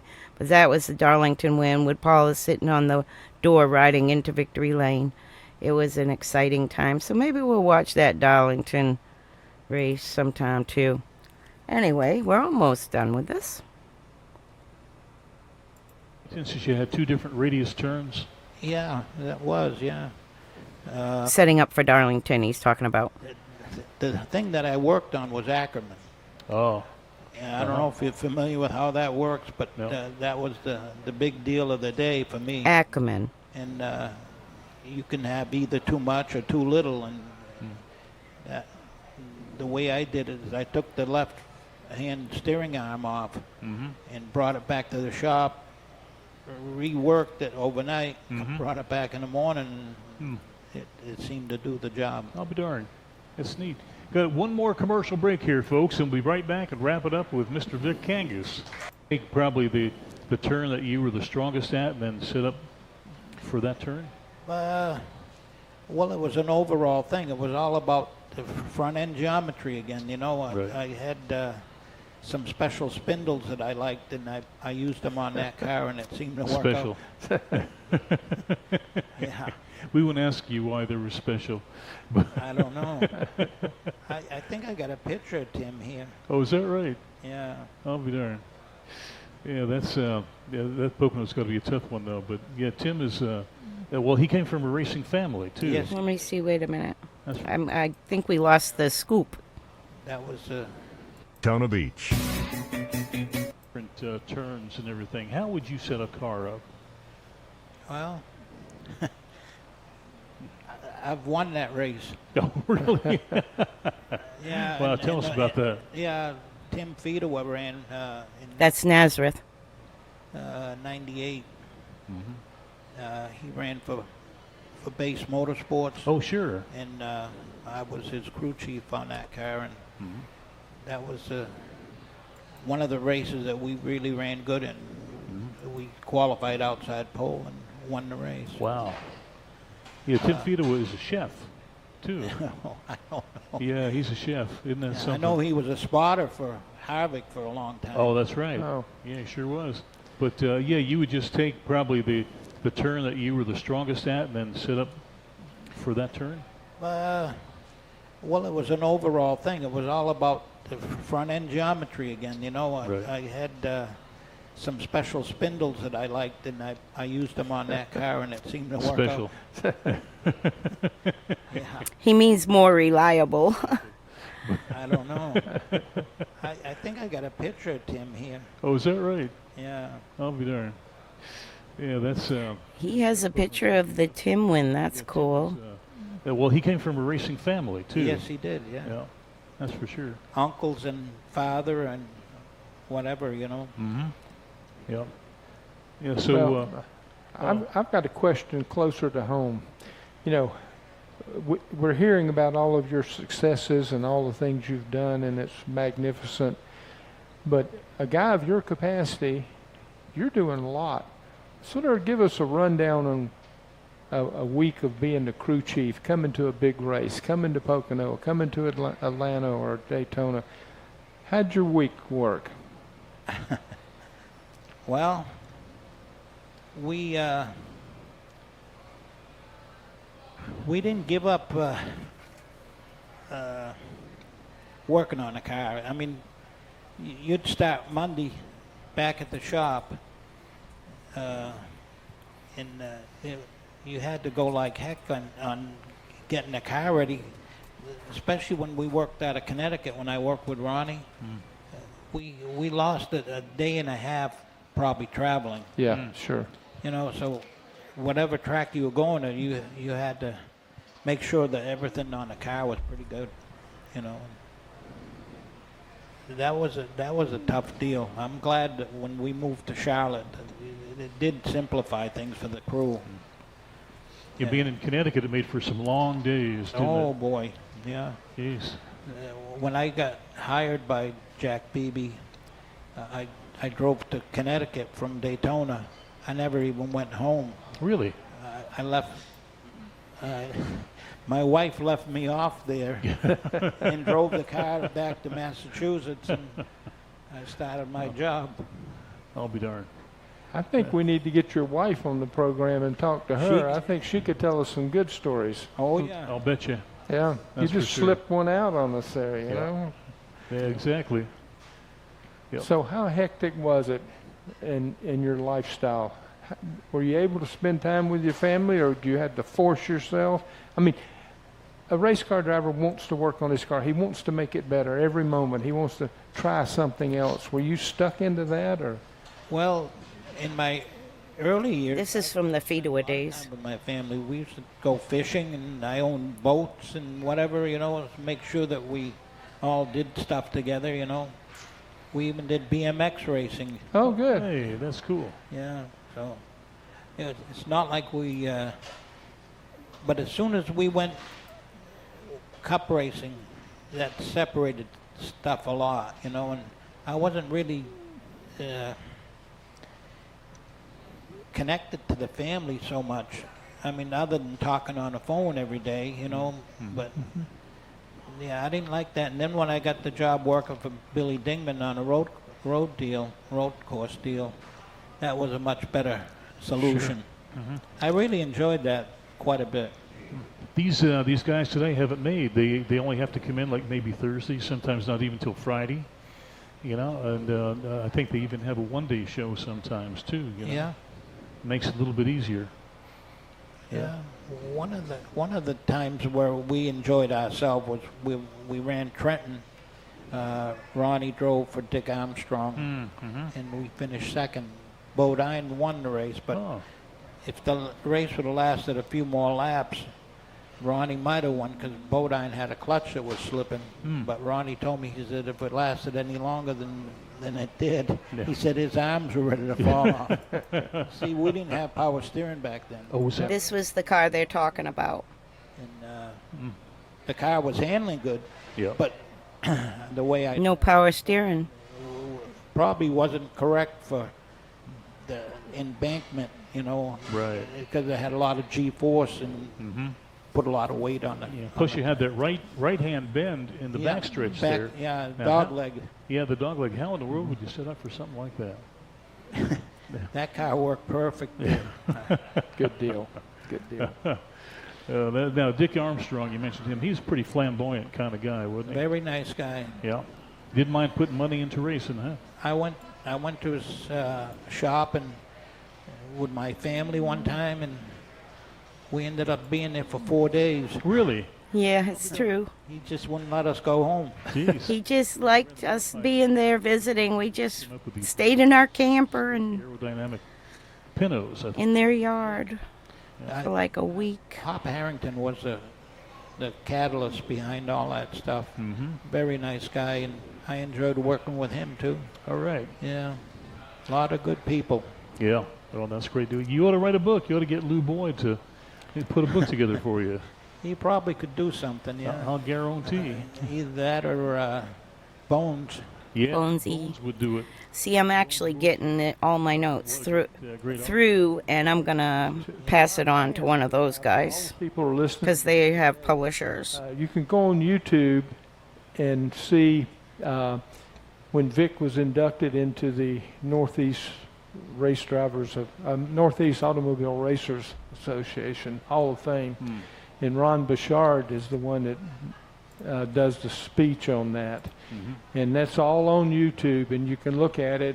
I called it up to take a look at it, and for us guys that are getting older and emotional, it'll almost make you cry. You can feel the love that's in there between you two. That was a great thing to see. So I invite all of you to do that. That's for sure. We got a few folks we've got to say thank you to for all they've done to help put this on. We've got Danny over there on the board doing a fantastic job. And we've got Mike walking a little gingerly this week with his applause sign. And got Tom with the other applause sign there. And Tom. Tony and Larry, thank you for your questions. Hey. And we've got old Richie Bertone, a boyhood friend of mine. He came all the way from Gainesville to see us today. And we appreciate that. World's greatest guitarist, too. And he won't say so, but I'll say so. All righty. I think that this is... And we just thank you so much. Joe, we're going to be missing you. I think that's the end of that. For that particular interview. And I was wanting to show you real quick, if I can find it, the Auto Racing Hall of Fame induction. He had said that one of the Bouchards had done the interview, and it was Kenny is the one that actually did the he was so nervous. This is Kenny Bouchard, Ronnie's little brother, and this is my sister Cindy and me and my sister Justine at the induction ceremony, and Kenny is actually the one that gave the award to Dad. So it was a really, really cool time. So that's a little bit of my dad's history that maybe most people don't realize. And let me see. Is this okay? Yeah, I can close this one. And like I said, here is Daytona 1983 500. So my dad was a crew chief on Ronnie's car here too. Flash, the fastest race in history at 194 miles an hour. And while this is on, I'm going to take me a little wee break. To the finish line to win the 1980 Clash.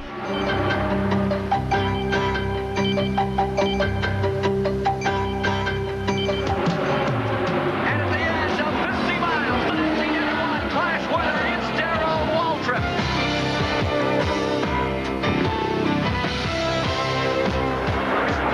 A land rush coming down out of turn 4 of the Daytona Speedway. And at the line, it'll be Bobby Allison, the winner over Neil Bunn and Kevin Lundy.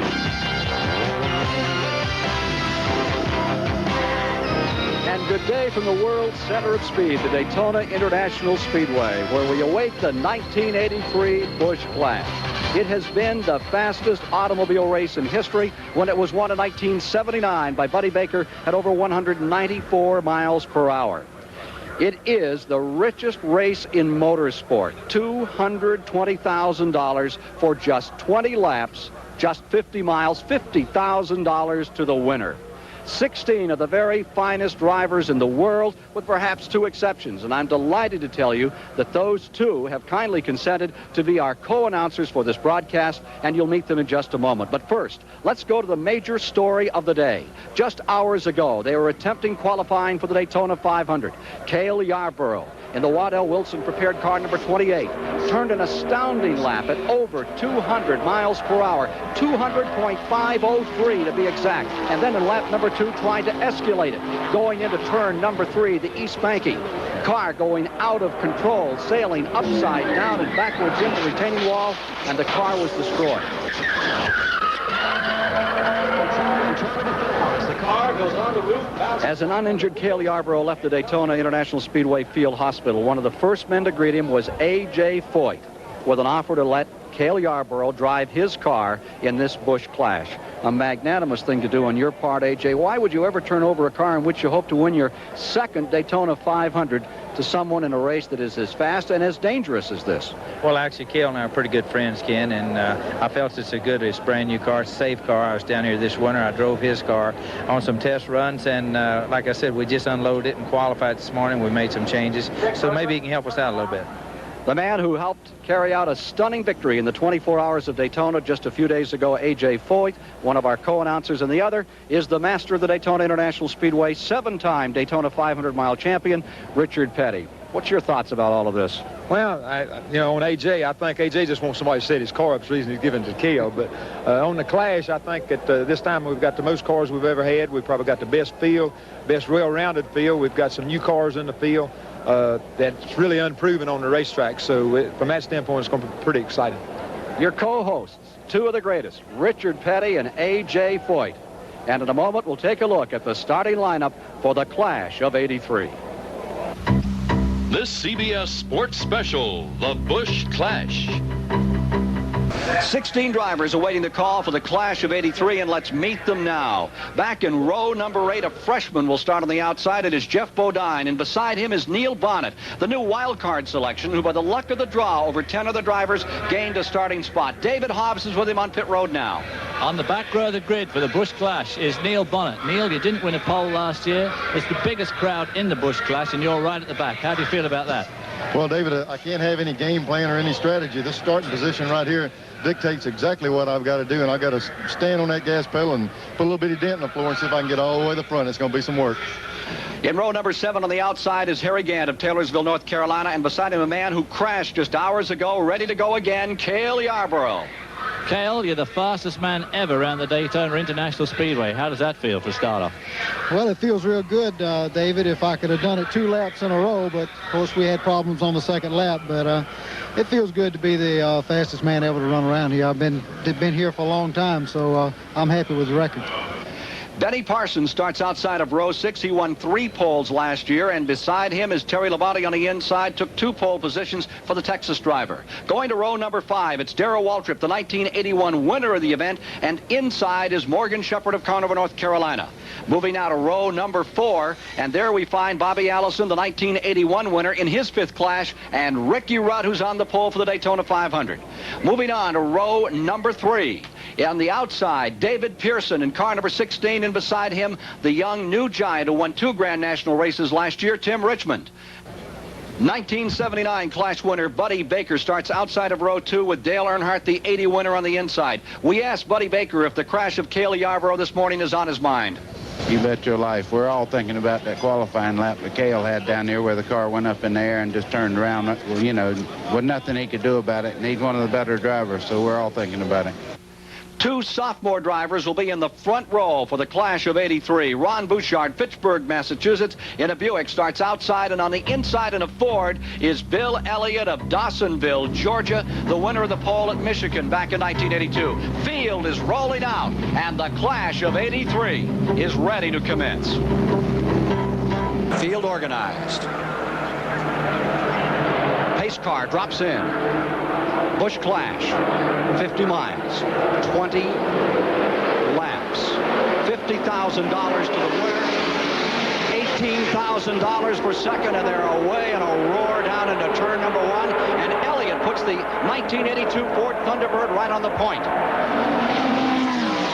In fact, the Fords go 1 and 2 now, as Dale Earnhardt drops into second place.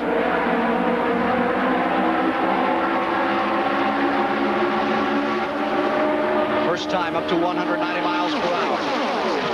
Headed for 200 miles an hour in the back straightaway. 16 of NASCAR's all-time giants fly into turn 3 as they begin to double up.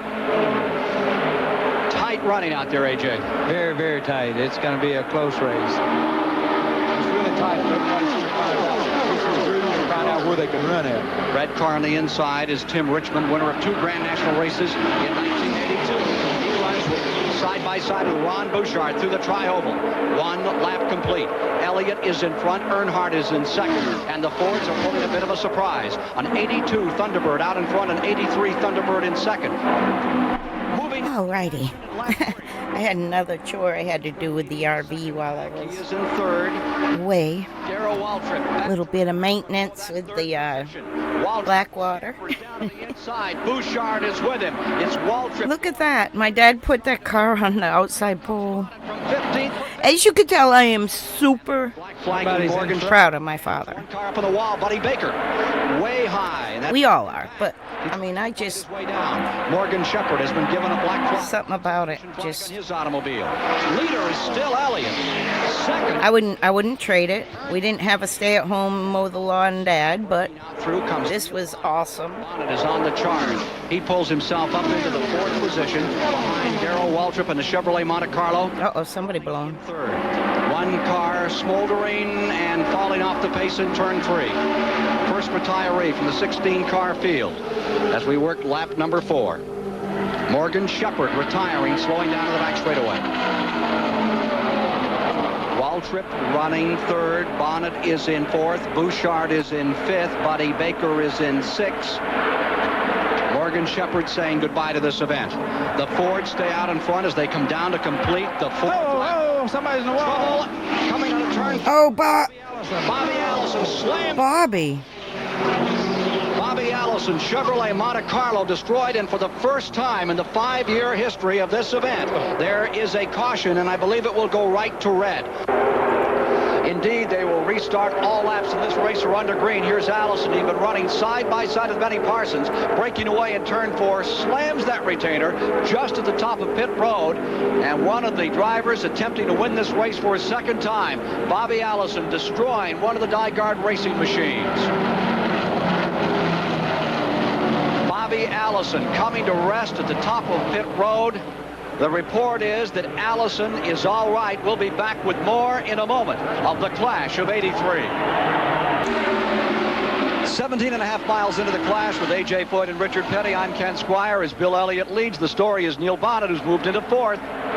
Here's Elliott still leading the way, and the Ford's getting a little breathing room over the 3rd place Chevrolet. Dad has done shocks so much. If he has hollow shock bodies, he can build shocks even at the track. That's in the pits at New Smyrna.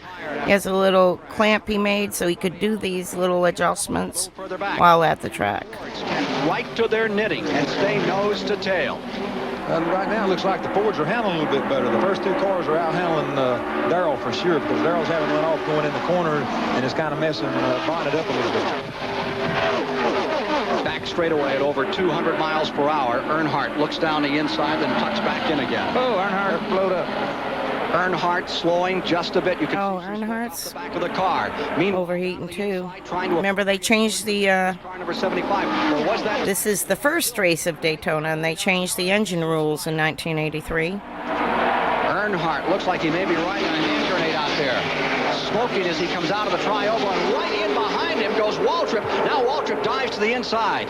You don't want to be right there in case the guy in front of you has an engine blow. Real quick, this is the picture of the rebuild, and that's Dale Jr. driving it for the photo op. Earnhardt. Understand there may be a consultation flag on Earnhardt. Now, what could be the problem on that car right now, AJ? Well, actually, And this is a T-shirt everybody got that worked on the car. The Valco's turned too many RPM. Earnhardt going up to 2nd spot, and here comes Bonnet into 3rd. He tags Bill Elliott, and they get... Oh, my. Oh, no, that's not good. Pick it back up. Wow, they saved it. Waltrip now first, a smoking Earnhardt 2nd.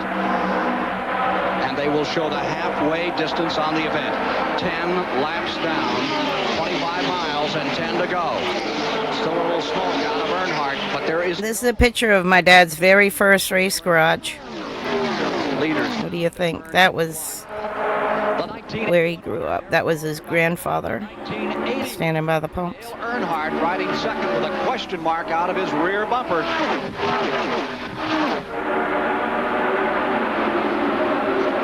Falling back. Some more positions is number 9, Bill Elliott, sliding off the pace a little.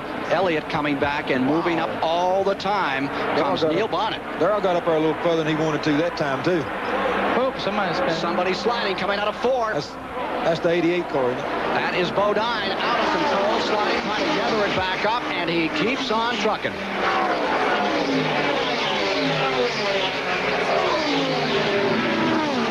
Jeff Bodine, who had come from the rear, 16 cars deep, all the way to 6, lost control in 4, and then gathered it back up. And look at this battle up in front. We now have 5 automobiles fighting for the lead. Coming around to complete 12 laps. This time, they'll have gone 30 miles. And there are the leaders in a bundle down the back straightaway. Bonnet, who has done some wild driving out here, up into 2nd. Here's Earnhardt, knocking on the door, down on the bottom. What do you think, AJ? I think he's getting awful loose out there. They're having a lot of problems, I think, with the wind and everything else blowing them around. I think Darrell's car is not working real good, but he's fast enough down the straightaway that he can stay in front of everybody. The tail car, that lead draft, is now Terry Labonte in car number 44. Labonte on the comeback trail, crashed hard at Riverside, California, last race of 1982. But look at him thunder in that building. 8 laps to go. 5th position, it is Terry Labonte of Corpus Christi, Texas, in the 5th position. I think we blew up in that race. The tail on the back straightaway, and nobody wants to break that. I have a photo. Want to get away, and now here comes Labonte down the inside, taking one. He's underneath Buddy Baker in number 21. Labonte stays on the bottom. He goes for Earnhardt. Labonte taking a shot at Bonnet, and they go 3 wide out of turn number 4. Cut him off, didn't he? Runs Labonte up when he come down on him like that. This is one of my favorite photos. It was taken last year at the Smoky Unit Stone Marker dedication. This is of my dad and I. And this is one of my favorite photos of Dad and I. The cars around, I think, more than the cars themselves. From this year. They will have completed 13 laps. Next time by, 32.5 miles in this $220,000 20-lap event. It is still up in front. Darrell Waltrip. He sat on the pole 7 times in 1982 to earn his way into this clash. There's Neil Bonnet right there in 2nd. Got Chevrolets now in that 1st and 2nd position. And look at that car of Neil Bonnet's just wiggle a little as it came into the tri-oval. Inches apart at 200 miles an hour. Front 5 still hard on it going into the west end of the speedway. I think they're still watching the smoke coming out of the 3rd place car now. Everybody's always scared to get close to anybody when they're smoking because you don't never know the next lap is going to be the one that he's going to blow up. Bill Elliott is running by himself back in the 6th position. There's real problems developing on car number 15. Bad break for Earnhardt. He tries to keep it lit up, tries to keep it going. One that's hard on right now is the 44 car because he's going to cover his windshield. He won't be able to see where he's going. Let's see if they're going to, and the black flag is in the hand of Harold Kinder. Uh-oh. It is coming out, and say goodnight to Dale Earnhardt. Earnhardt given the black. Oh. I wonder if he could see it as he came through there. What's the visibility like from the race? Well, I'd say as busy as they are and fast they're running, I'm quite sure he could not see the flag at the present time. Presumably they're on the radio to Earnhardt, and here's that race for 3rd spot. Labonte dropping on the inside. Back there is the battle for 7th position that you're watching now. The A.J. Foyt car with Cale Yarborough aboard continues his war with Ricky Rudd on the outside. Back to the leaders another time. Earnhardt falls to 4th. Terry Labonte goes into the 3rd position. Maintaining that 2nd spot is Neil Bonnet. What a drive he has performed. Whoa, a quick little move on that lead car. This is basically, or rather, right here is what we do now. We just go out to eat, hang out, and talk old stories. So that's our life now. He's done got through most of the traffic. He's worked his way back up to the front now. I'd say he's in pretty good shape. His car now has windshield, how clean it is. That's the only thing about how you can see, but it looks like his car's handling good, and that's what it's going to take this last lap. Back straightaway. Waltrip stays right there. And we're getting down to a finish that looks very similar. Remember, a year ago it was a dead heat between Labonte and Bonnet. Given to Bonnet at the line or rather given to Terry Labonte for 2nd place by about an inch. Over the man now in second place, number 75, Neil Bonnet out of Hueytown, Alabama. That car way back in your screen is the man who led the early part of the race, Bill Elliott from Dawsonville, Georgia. Another car slowing and retiring. Pulling onto pit road, third retiree from the event, and that is car number 3, Ricky Rudd, has now gone back to the garage area. Rudd now the pole sitter for the Daytona 500. Front 5. Here comes Baker back into it once again in car number 21, driving for the Wood brothers for the first time. Back to the inside comes Earnhardt. He hasn't taken that black flag. He's right out there and continues to muscle his way around. On the outside, Terry Labonte is in third and running side by side. That is hurting Terry Labonte. That really messed Terry up because we hadn't got but a couple laps to go, and that put the first two out by themselves now. It'd be hard for Terry to catch back up. But he got He's moving pretty good there. If he can break now, he can catch him. He might be all right. He might be able to drop both those Fords by that particular maneuver. In the last 2 laps. All right, A.J. Boyd, would you like to be where 75 is or 11 as we come down toward the finish? Well, I'd rather be where Labonte is if he can catch up on him. I'd rather be third. Yeah, right now, I think that he's in pretty good shape. The only thing, we're just going to run out of laps on him. Indeed we are. 1 lap to go. Here comes Labonte closing. White flag is out. They go down into turn number 1. Waltrip is up in front. It is Neil Bonnet in second, closing rapidly. Can he make it? Terry Labonte in that third spot. He is back in the lead draft. Out of turn number 2. Earnhart's right on him. What's hurting him real bad right now. Scoring to win the 75 It looks like this is a shortened version of that race. Yeah, it is. Here comes Bonnet. He's going to. We blew an engine running in the top 5. Bonnet is going about on the outside. 20 laps to go, 30 laps to go. Oh, no, that's no good. Bonnet. 1, 2, 3. Oh. The leaders are charging. All the leaders. Down out of turn. Who wins it? Who wins it? Come your leaders. And at the line, the winner of the Clash is going to be Neil Bonnet. Neil Bonnet. Waltrip will take. Oh, this was the Clash. We weren't in the Clash. Yeah, we were. We were on the frickin' pole. In turn number 4. We must have blew a motor or something. The Ford Thunderbird entered by the Wood brothers in trouble.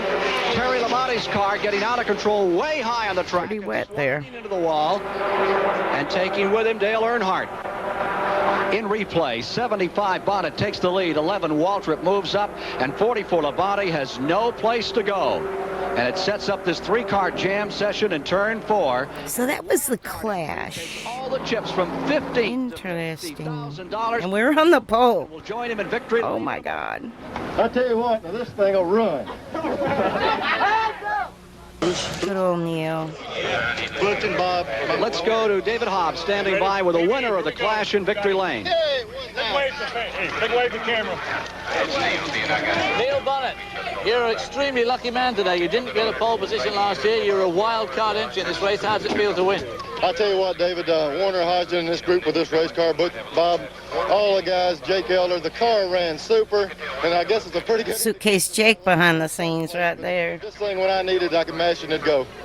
We had more action in this race than we've ever had in a Busch Clash before, but you came through from the back. Was the weather, was it any problem to you at all? I tell you what, I'm sure I've got a few scrape marks on the side of this thing. I got in a couple of close deals with some cars, but I'm telling you what, when it was time to go, I got the car where I wanted in second place. I felt like I had the gun loaded. I had just wait to pull the trigger, and sure enough, we had it left.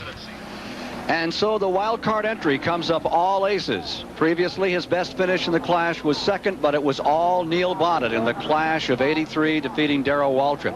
Looking down the standings, 12th place was given to Earnhardt. NASCAR did not score him in the last several laps after he refused to take the black flag. Let's get a word now from David Hobbs with Dale Earnhardt. Well, here we got Dale Earnhardt, who had a pretty hectic race this afternoon. Dale, you had the black flag for a number of laps because you were leaving smoke. Did you see that black flag? Wasn't looking for it. I was looking for the checkers. Aww. That's a good racing driver's answer. Then in the end, of course, you got involved in that terrific crash going into turn 3 there. What happened there? When we went into the corner, and Labonte and I touched. I don't know whether I got up into him or he got loose and got into me or what, but, you know, that started the wreck. Then the car broke loose and started around, and I don't know who hit me after that. It was just a lot of smoke. Dale Earnhardt was later fined by NASCAR $10,000 for disobeying the black flag in the Clash. The fifth clash will certainly be remembered as the most spectacular to date, but for me, what I'll remember is the first time I've ever heard A.J. Foyt speechless. His automobile running behind those three spinning cars must have given you a heart throb. It really did, Ken. You know, the car just wasn't performing up to what we had expected, and with running in the back and a wreck like that, it's just a brand new car. I'd hate to see it get totaled out for Sunday. Well, he brought it home seventh. He really did, and he did a good job. I'm proud of Cale keeping it out of trouble all day. Richard, what about the idea of running an event like this so shortly before the biggest race of the year, the Daytona 500? How do you feel about that? Well, the date and the event is fine. The only thing about it is some of the boys didn't bring other cars. Some of them had extra cars. If they crashed them, all right. But 3 or 4 of those boys is the only car they got. And, you know, they come to run a 500-mile race here at Daytona, and then they got to run a sprint race or something. And, you know, from that standpoint, they're taking an awful big chance, and some of them didn't get by with it today. It was certainly some learning experience that saw Neil Bonnet come all the way from the last row to win the Busch Clash of 1983. Join us tomorrow for CBS Fly. I don't think they'll give the finish. Anniversary $1 million Daytona 500. For David Hobbs, A.J. Foyt, and Richard Petty, I'm Ken Squire. This CBS Sports Special, The Busch Clash, is sponsored by Budweiser Light, with a clean, distinctive taste worthy of the king of beers. And by STP Corporation, around the track, around the world, where performance counts, STP is there. Isn't it? There's our car. Gotta do a new paint. It's got Foster Grant on it. Well, that'll probably be good there.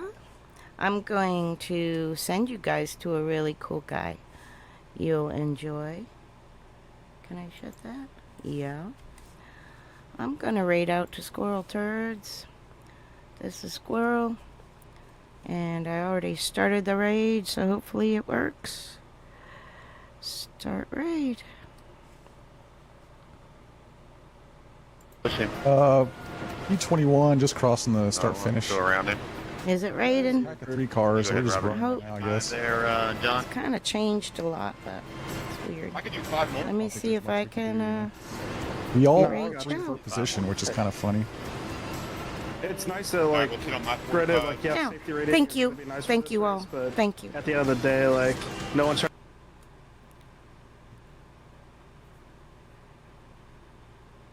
to race each other until like the last lap. If I have it.